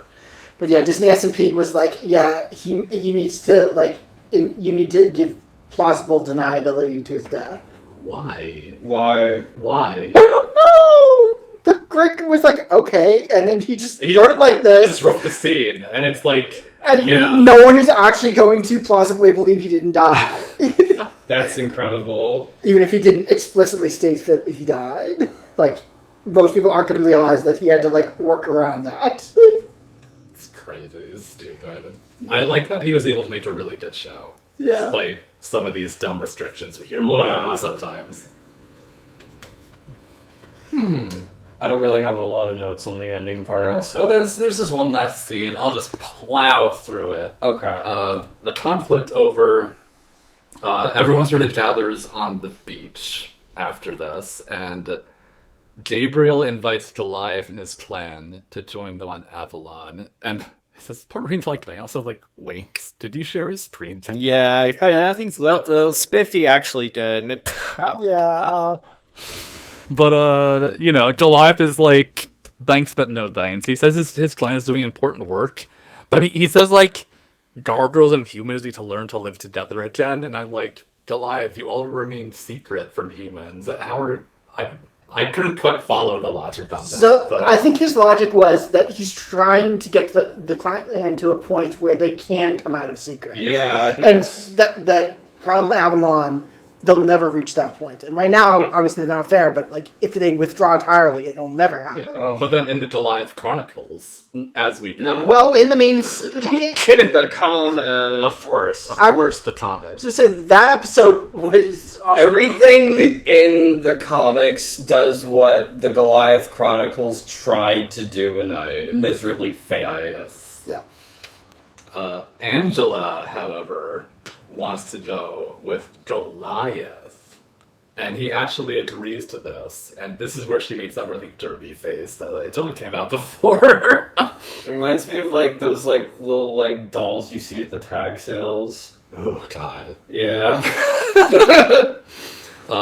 King Arthur is also going to explore the New World, but he's going to explore it on his own. And I got this strong impression it was because he looks at Goliath and is like, he has a lot of baggage. I think I just sort of, Yeah. Well, I'm going to go my own way. his exact line is, I think I'll be less conspicuous going on my own. Yeah, but like, really? It's because he's like, I don't know if I can handle all this drama. Yeah. I'm going to leave me. So. I think just for head butt being less conspicuous is that anywhere Goliath goes, drama will follow. And during all of these little goodbyes, apparently the Weir sisters and Macbeth and Demona have been like tied up like 10 feet away from them on the beach. So rude. But Demona and Macbeth are released from the Weird Sisters spell, and they're sort of put in their own boat. Put her in a boat and push them away, like get them out of here. Yeah, we'll see them at 10. And in exchange for doing this, Goliath sets the Weird Sisters free. And they just immediately disappear in like a burst of flame because they're prima donnas. Yeah. And then, following the villain's departure, it's just the good guys left. There's like, I really like the voice work for that scene because they're all saying goodbye to each other, but it's like they're talking like very quietly because it's early morning, and it's like they don't want to like disturb like the soundscape of the island and the beach. It's not early morning. It's pre-dawn. Yeah. But like it's almost like they're whispering goodbye to each other in several places. And it's very sweet and intimate. And I miss when shows could do this, and we're just rushing to the next thing immediately. Yeah, live time with them, and it's good. And we should do more of that. But then okay. So Goliath, Elisa, Angela, and Bronx, who was also here, by the way, they landed on the boat, and then this is the scene that you pointed out, Sid. Elisa just turns around and, like, she, like, fondles Goliath's pouch. Sack. His sack. She leans over and he cups his sack. Like, Doesn't even ask man. first. Doesn't even ask. And apparently, it's the Eye of Odin, the Phoenix Day, and Goliath's like, yeah, I'm gonna make sure that no one else uses this shit. She's like, you got like a little bulge in your line. Yeah, you're just happy to see me. Like, So, as they're sailing off, she's like, okay, I'm so happy to get back home to New York. And all of a sudden, the Guardian looks at her and she's like, I thought you understood. How would she understand this? Who has told her this? He did tell her this. Who has to? When did he tell her that? there's a lot going on. When did he tell her that? Like in the middle of events. Yeah. I don't think he has told her. He did specifically state that Avalon will always take you where you need to go, not where you want to go before. Oh my god. I get so... I go from sad at the Magus to pissed off at Tom. Because I'm like, what the fuck do you mean that it sends you where you need to be? Like, they want to go home. If they're not going home, why are you putting them on this boat? That's not going to send them home. Or why are we... The only way to get home is just to go where you need to be, then go from there. When Tom, once a century, wants to go look for Goliath, he just goes and does that. The island doesn't send him where he needs to be. Yes, it does. What the fuck ever. So Avalon can go fuck itself. So that's when Avalon. that's why he ended up in Nubith instead of Bullshit. Instead of Scotland. Scotland. But no, we know that he went to Scotland and asked where it was, and random villagers told him. Remember? And then, I don't know, the Archmage was also there, or something. Yeah, man. Yeah, Anyway. But yeah, Elisa basically says what the fuck, and the episode ends. And so begins a fascinating new arc for this universe. The arc of, oops, we ordered too many episodes too many times.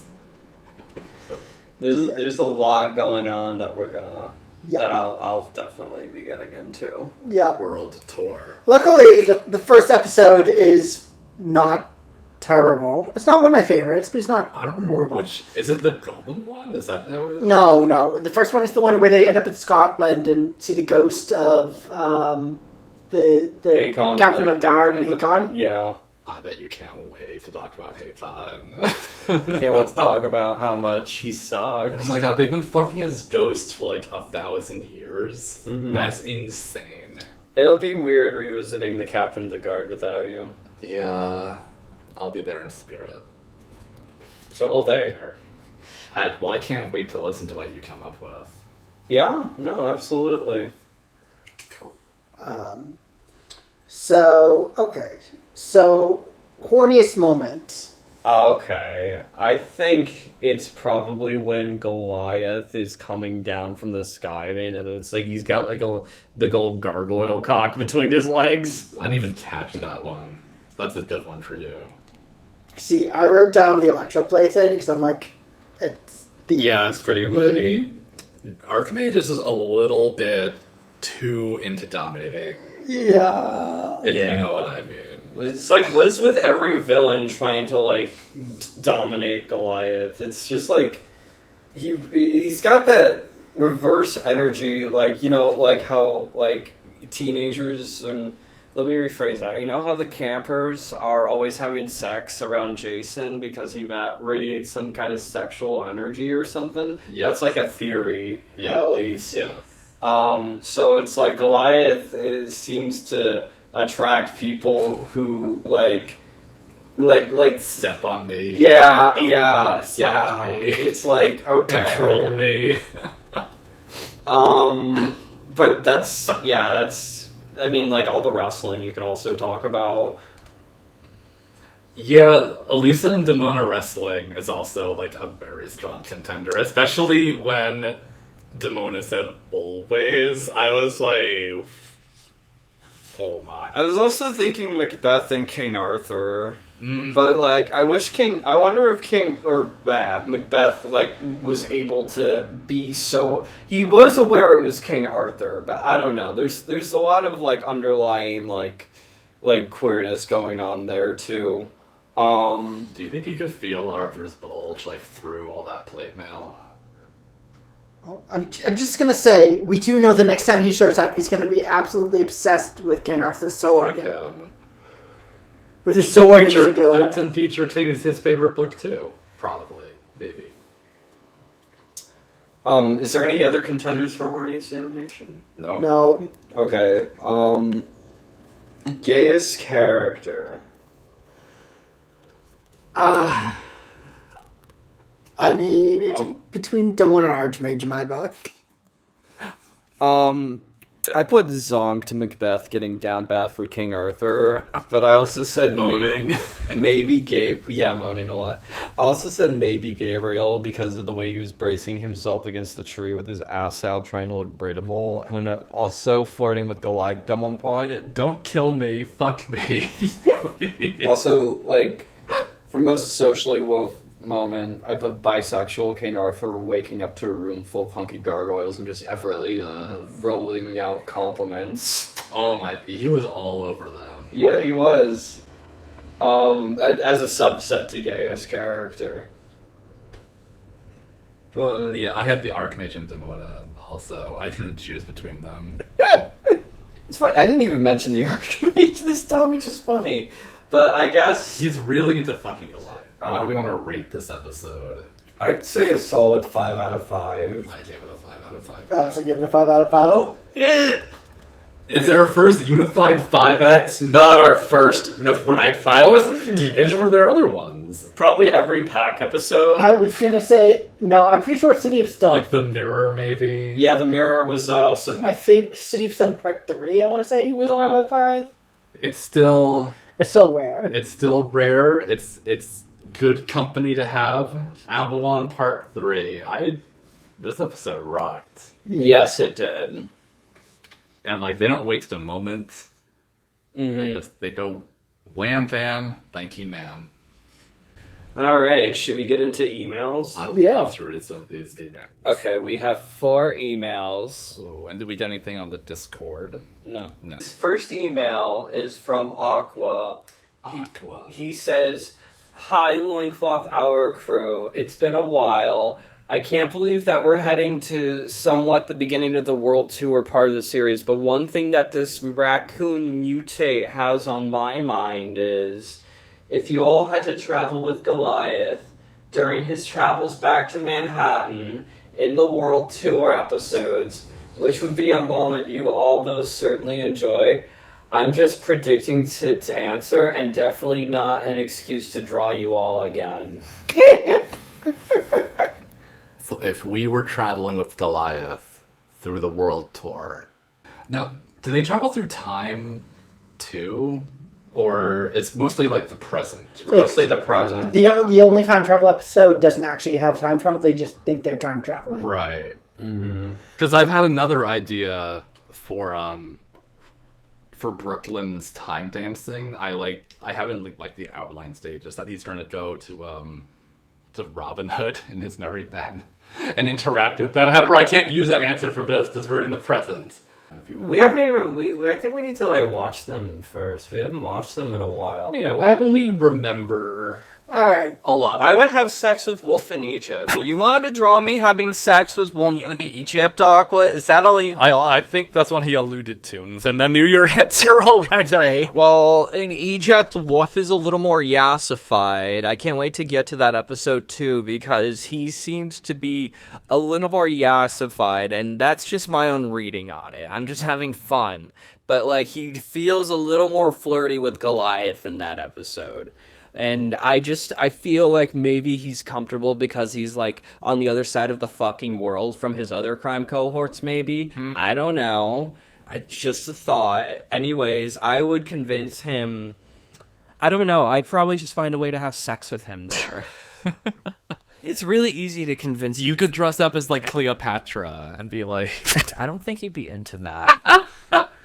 no, No, I'd have to hypnotize him somehow. Maybe some Egyptian magic spells or something, but I'm terrible at magic. I don't understand that shit. Maybe we could break rocks together. I don't know. like when they make the pyramids. No, I think we'll just smash shit together. Oh, okay, yeah, like hammers. That's our love. That's manly. All right. So I gotta figure out where I want to go. So I'm just gonna just go out loud for a bit and see where we end up. So my first thought that came to mind was, of course, the episode where they go to Japan. Of course. But yeah, We are weebs. Yeah. we are weaves, and also there's a lot of funky gargoyles there. Yama. The Um, other ones. And like it's really just a cool place, just having this like human gargoyle city where they cohabitate. Like it's not something you've ever seen before, and that's really cool.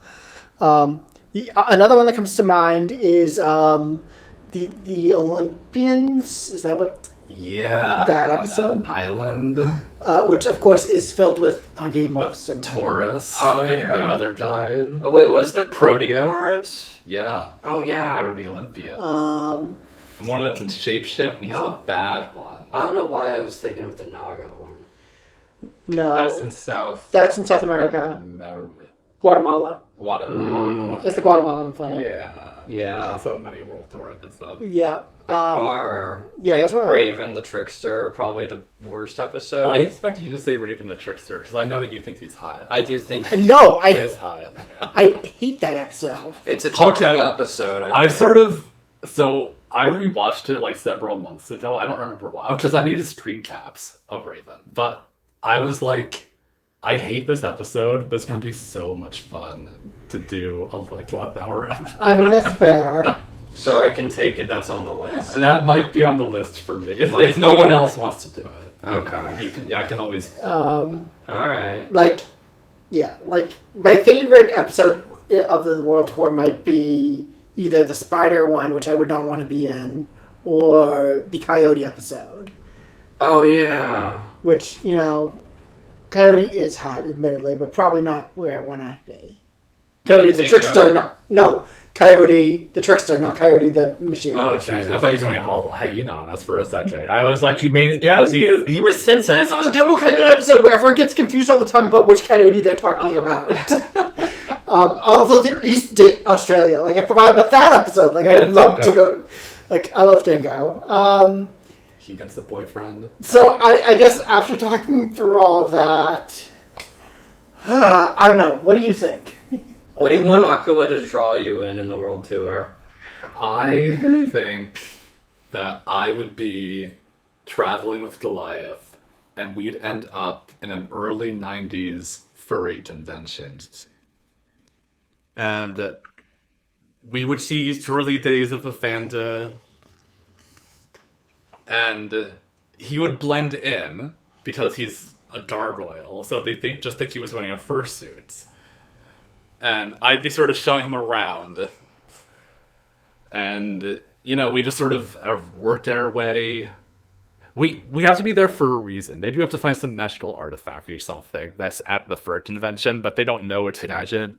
So we have to discover it, find it, and we have to win like a fursuit like dance competition or something like to actually get it, because it's the prize. And after breakdancing, that's the episode. That's it. I feel like everything you just described is something Elisa would do with Goliath.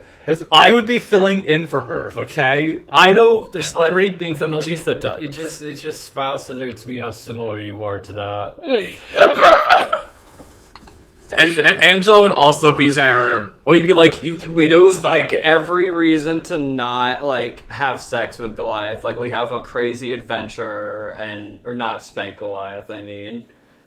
Because I think like, she wants the front, you want the back. I think that's the kind of setup that's going on here. Yeah. Well, I think she gets we get dialed into Avalon, so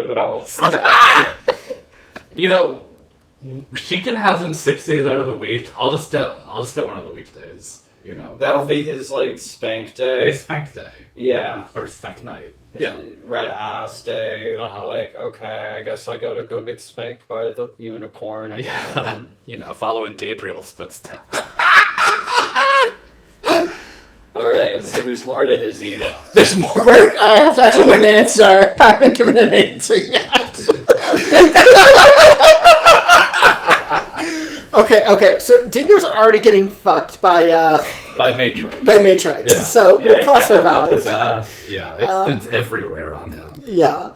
No, I guess I'm gonna just go with the Japanese claim, just because I think it would be really cool setting. Just draw like Huron, like weeb style, hanging out with the Japanese garment. You usually have a yaoi pal. About the hair. And be like, look, it belongs here in this culture.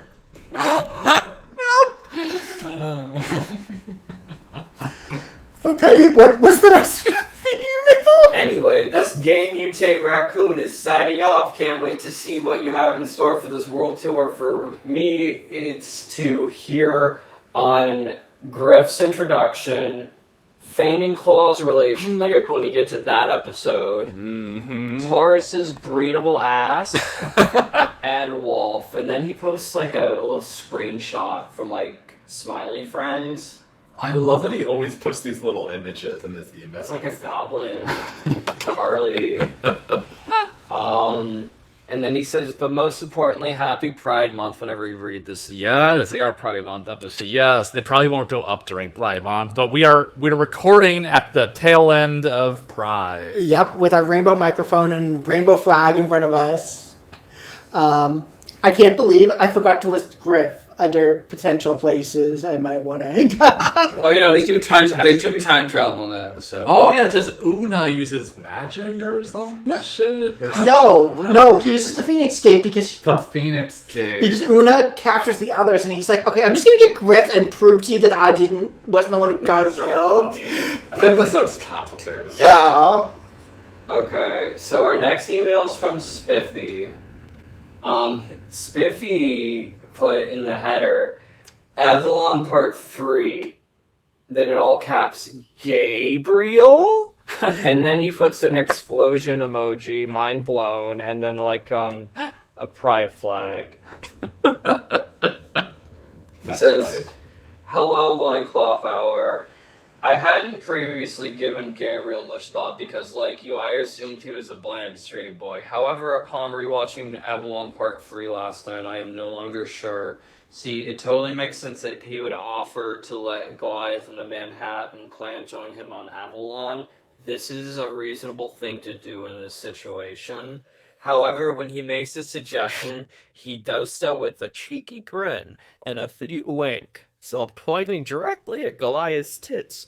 Your clan can join us. Join you for what exactly, Gabriel? Yeah, your left clan and your right clan. Both of them can join us here. Maybe he just isn't that into any of the males in his own clan. Maybe he's adventurous and creating something new and novel. Maybe he just wants more opportunities to get dicked.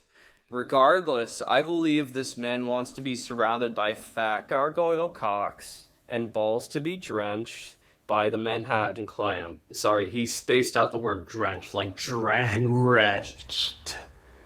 This man wants to service each and every one of them. This man wants to get passed around like a bowl on 420.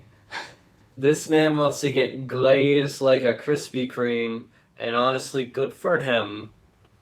My one concern, would it be safe to receive a blowjob from Gabriel, or would his little chin or horns be a potential hazard?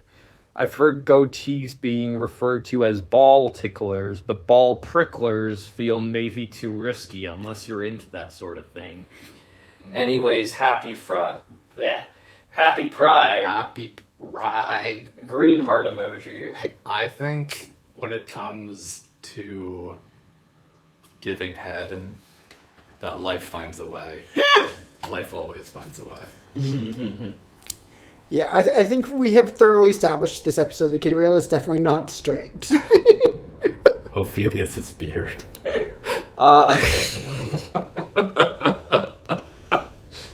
Thank you, Spiffy.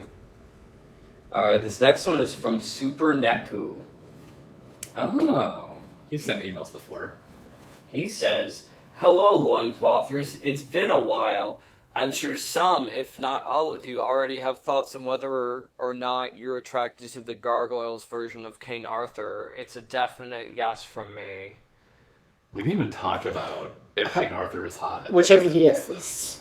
He is, you know, he has a daddy sort of. I want to see him and Griff fuck. Yeah. Yeah. He has a beard that's like in 2 different colors. Yeah. I want to see him and Griff. So yes, so do I. I want to see them and Griff go to a sauna together. They both get naked in front of each other, and then it's like really awkward, and they get boners and everything. And then Arthur is like, if only Merlin was here, so I could ask him about these awkward boners that keep getting. Exactly. I don't know what to do with him without Merlin. It's an episode of their little spin-off series that they never got, where they get like probably caught in some kind of like erotic spell by some evil enchantress, and there's always a view, and they're just like fucking like constantly the entire episode, also not fucking. You know that episode of Farscape? With Dargo and. No. No. I was talking about The mist? The second. Yeah. And Aaron stinks. Yeah. Like they just start getting like bad around each other, and they're like, "I'm bad," and they're both realizing that it's like a spell, but like maybe they do have some kind of like physical like connecting. And it turned out it was like Talon doing it. They wanted everyone to fuck or something. Oh yeah, I forgot we were still talking about Farscape. Right. I like the Talon, I don't know. He was always pulling pranks on. Talon was always. He tried to like leak a sex tape. He tried to lead the sex tape, like tried to like compare Brian and Grace. Like it was a fake of like Aaron and like Grace. I love Farscape. Oh, it's so good. One day we'll do either the song. We should do 1 episode per season. That's 4 episodes. Season 1 retrospective, season 2 retrospective. I love Farscape. Alright, so then his email continues. Oh wait, did we even answer the question? What was the question? Is Gargoyles King Arthur hot? Oh, I've answered. I would say, he's got some credential. I think for me, like, I don't think this outfit is hot. I'm not into the armor. Yeah, it's the more money fancy. like a leather harness. Less clothes. And no shirt. I probably think he was even hot. I think less clothes is always ideal on a man. Like, sometimes people, like, send me a cute-looking guy in a suit and whatever. I'm just like... If I guy's in the suit, Wines interests, yeah, like my sexuality, it goes in like negative numbers. Like it's bragging for life, like all the bigness and everything. And then his email continues. Or if he was in a crop top and like jorts. Yeah. Sorry. Who? King Arthur. Oh yeah. Because he has to get acclimated. That like the bad fashion Macbeth from the one episode. Yes, the Yoda pants. Wait, okay, we're talking about Griff. What if he and Griff trade outfits? Oh my god. Riff is like, how do you walk around with all this shit? What if Arthur is like, what if I try on this leather jacket? That seems a little cool. No, yeah, it's like a leather jacket plus Speedo. Yes, of course, this be the Speedo. Yeah. I love that the men wear briefs in this series. There's not a single man who wears like boxers or shorts. Let's keep that way. What's with this new shit with like Beast in the new X-Men season wearing more clothes? I'm so disappointed. Yes, I do think his new outfit at least like looks cool, but I was like, you should be wearing less though. I know. It's like Still, I don't. One time, season 2 begins airing fucking Wednesday, and I'm like, I'll be there. I'll be there. I'll be there. Okay. He continues. I'm curious. Can you guys think of any other depictions of Arthur Pendragon in any other pieces of media that you find hot, or is Gargoyles Arthur the hottest of them all? Let me think. Because usually I like don't really find Arthur hot, you know. But there's like other hot characters sometimes. It's like the same way you wouldn't find like Robin Hood hot compared to Little John. Yeah, it's actually. Yeah. I don't know. I'm thinking of the Sword and the Stone, not for Arthur, but for his foster dad and Master Hector. I thought he was hot in that movie. In Disney's Sword and the Stone.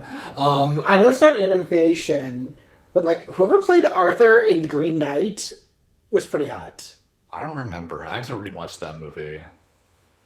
He was like older, right? He was older. Okay, I need to watch that. Like there's been so many there's been so many movies and TV series, and like I can't think of any that are actually hot.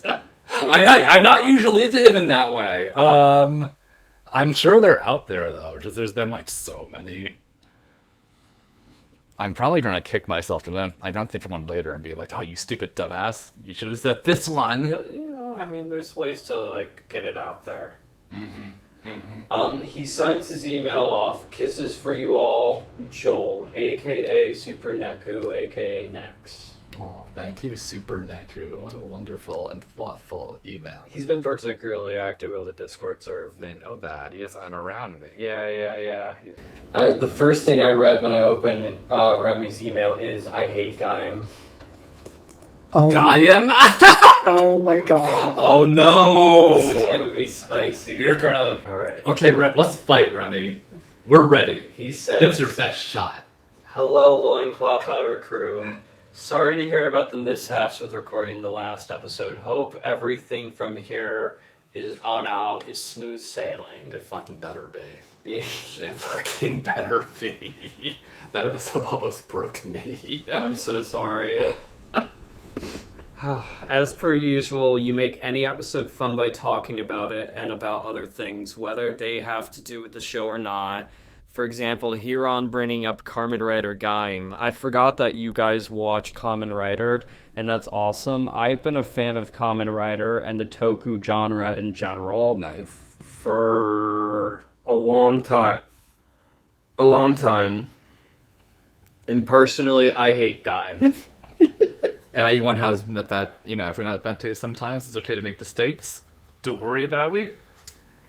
I know it's an unpopular opinion since everyone loves that season, but other than a couple of characters, I couldn't stand it, XD.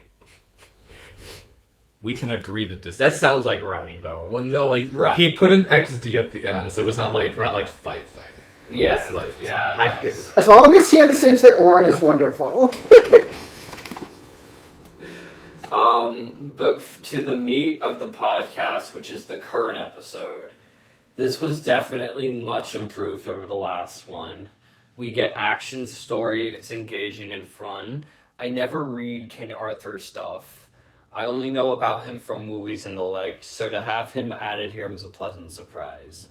I also feel the villains got better focus here, like a good showcase in that just because the Archmage obtained massive power didn't mean he knew how to use it correctly in his arrogance. I liked the little touches to showcase this, such as the others managing to break through to Demona and Macbeth feature via pointing out innocent gargoyles, and Macbeth getting to test his mettle against King Arthur, and Demona prioritizing going after Elisa.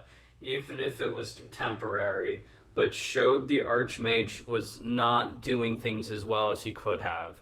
His downfall was also quite satisfying. Good riddance. Man, like, Remy reminds me of Asuka from, like, fucking Evangelion. Just looking down, like, pathetic. Good riddance. I could see her English voice actress saying that. Oh, gosh. I love Asuka, my favorite character from Evangelion, for the record. But, The whole time we were watching that show, you were like, is Asuka B? yeah, literally not! Like, I too feel like I'm constantly trying to force myself to adult, even though I don't feel adult. And also, yeah, I don't know. I'm sharp. I'm very sharp. I'm trying not to be. But I am. So anyways, Revi continues. The Weird Sisters, on the other hand, are still blah. They were so interesting during City of Stone, but far less so the more we see of them. So I was glad the Magus beat their asses, even if it cost him his life. They're showcasing here and in future episodes make it clear that they're a trio of whiny, petulant pick-me bitches.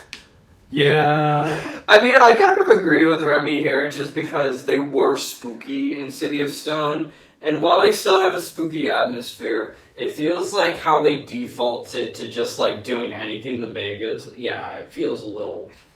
But, I mean, Remy continues here. The good guys also have an impressive showing by dividing their forces.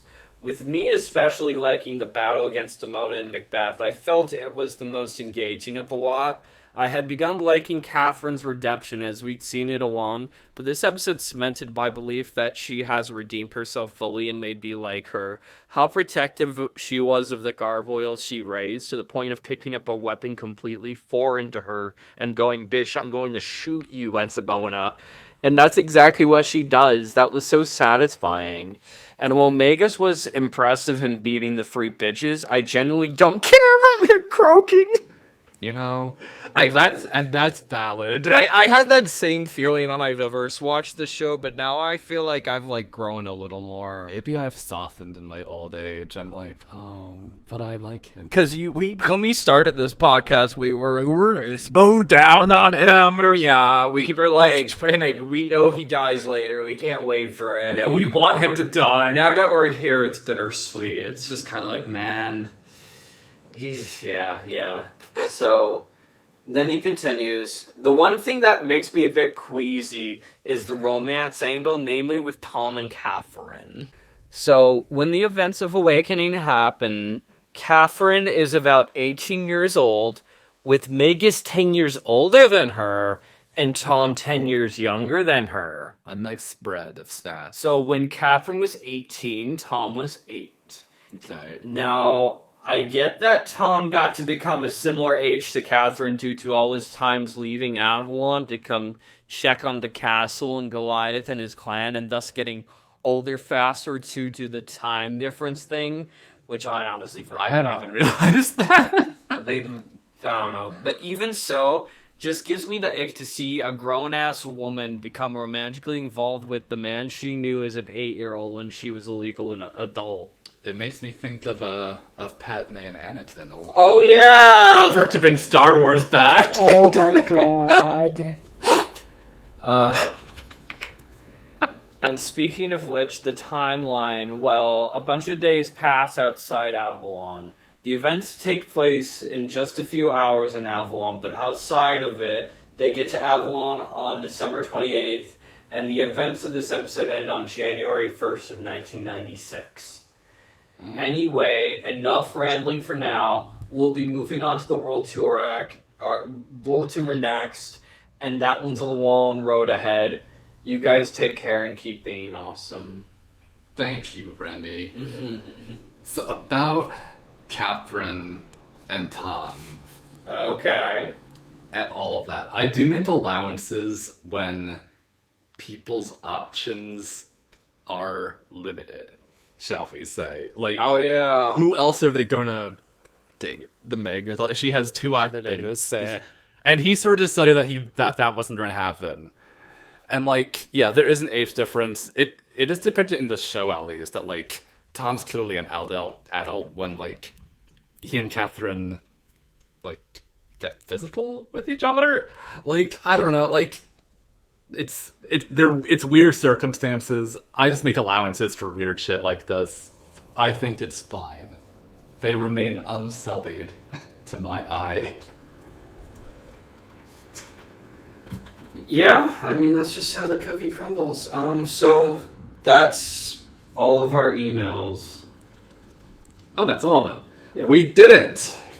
Yes, well, you can find me going forward under the name Manatorn on Blue Sky, on Patreon, on Archive of Our Own, and the name Croup on For Affinity. And you can also follow my other podcast, The Spanked Bank, on SoundCloud. And I mostly talk about... I have, until this point, talked mostly about male spanking stories. I review and discuss them. I'm probably going to open that podcast up to be more of like a personal podcast for me, where I talk about whatever I feel like. Yeah. So, if you want to hear more of me, you can give it a listen. And like I said at the top, I'll still be around here. I'm just not going to be on every episode. Yeah. But I'll probably be on like every, third or fourth episode. Maybe. Right. So, watch out. We'll work it out. You never know, and I'm going to be back. Uh-oh. You. How about you, Huron? I am Pangolin Huron. I'm Huron. You find me as Pangolin Huron under For Affinity, Blue Sky, Archive of Our Own. Am I anywhere else on the internet? I don't know. I don't know anymore. The internet sucks now. I haven't exactly been on social media for like a year, so don't mind me. Someone else start posting again, because I have a bunch of stuff that's unposted and I just haven't posted it. Sometimes you repost something, and I'm like amazed. I'm like, oh wow, he went on the internet. It's been a rough year. I know. I barely have time for stuff anyways as it is. I mean, like, I definitely have been putting a lot of my free time into, like, preparing and getting my ducks in a row for future Loincloth Hour episodes. So, yeah, So you're so organized. I try. Out there. I try. There's some good stuff coming down the pipeline. I can just see it. But it's also, like, I feel like I've backed up on, like, my comms and everything.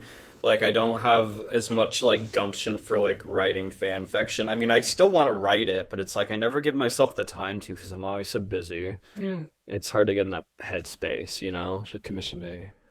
So it has to be a spanking story. It has to be. And, I can't write it. Yeah. It's okay. Yeah. We'll work it out. You can find me on Blue Sky, YouTube, Tumblr as Sid Scripts.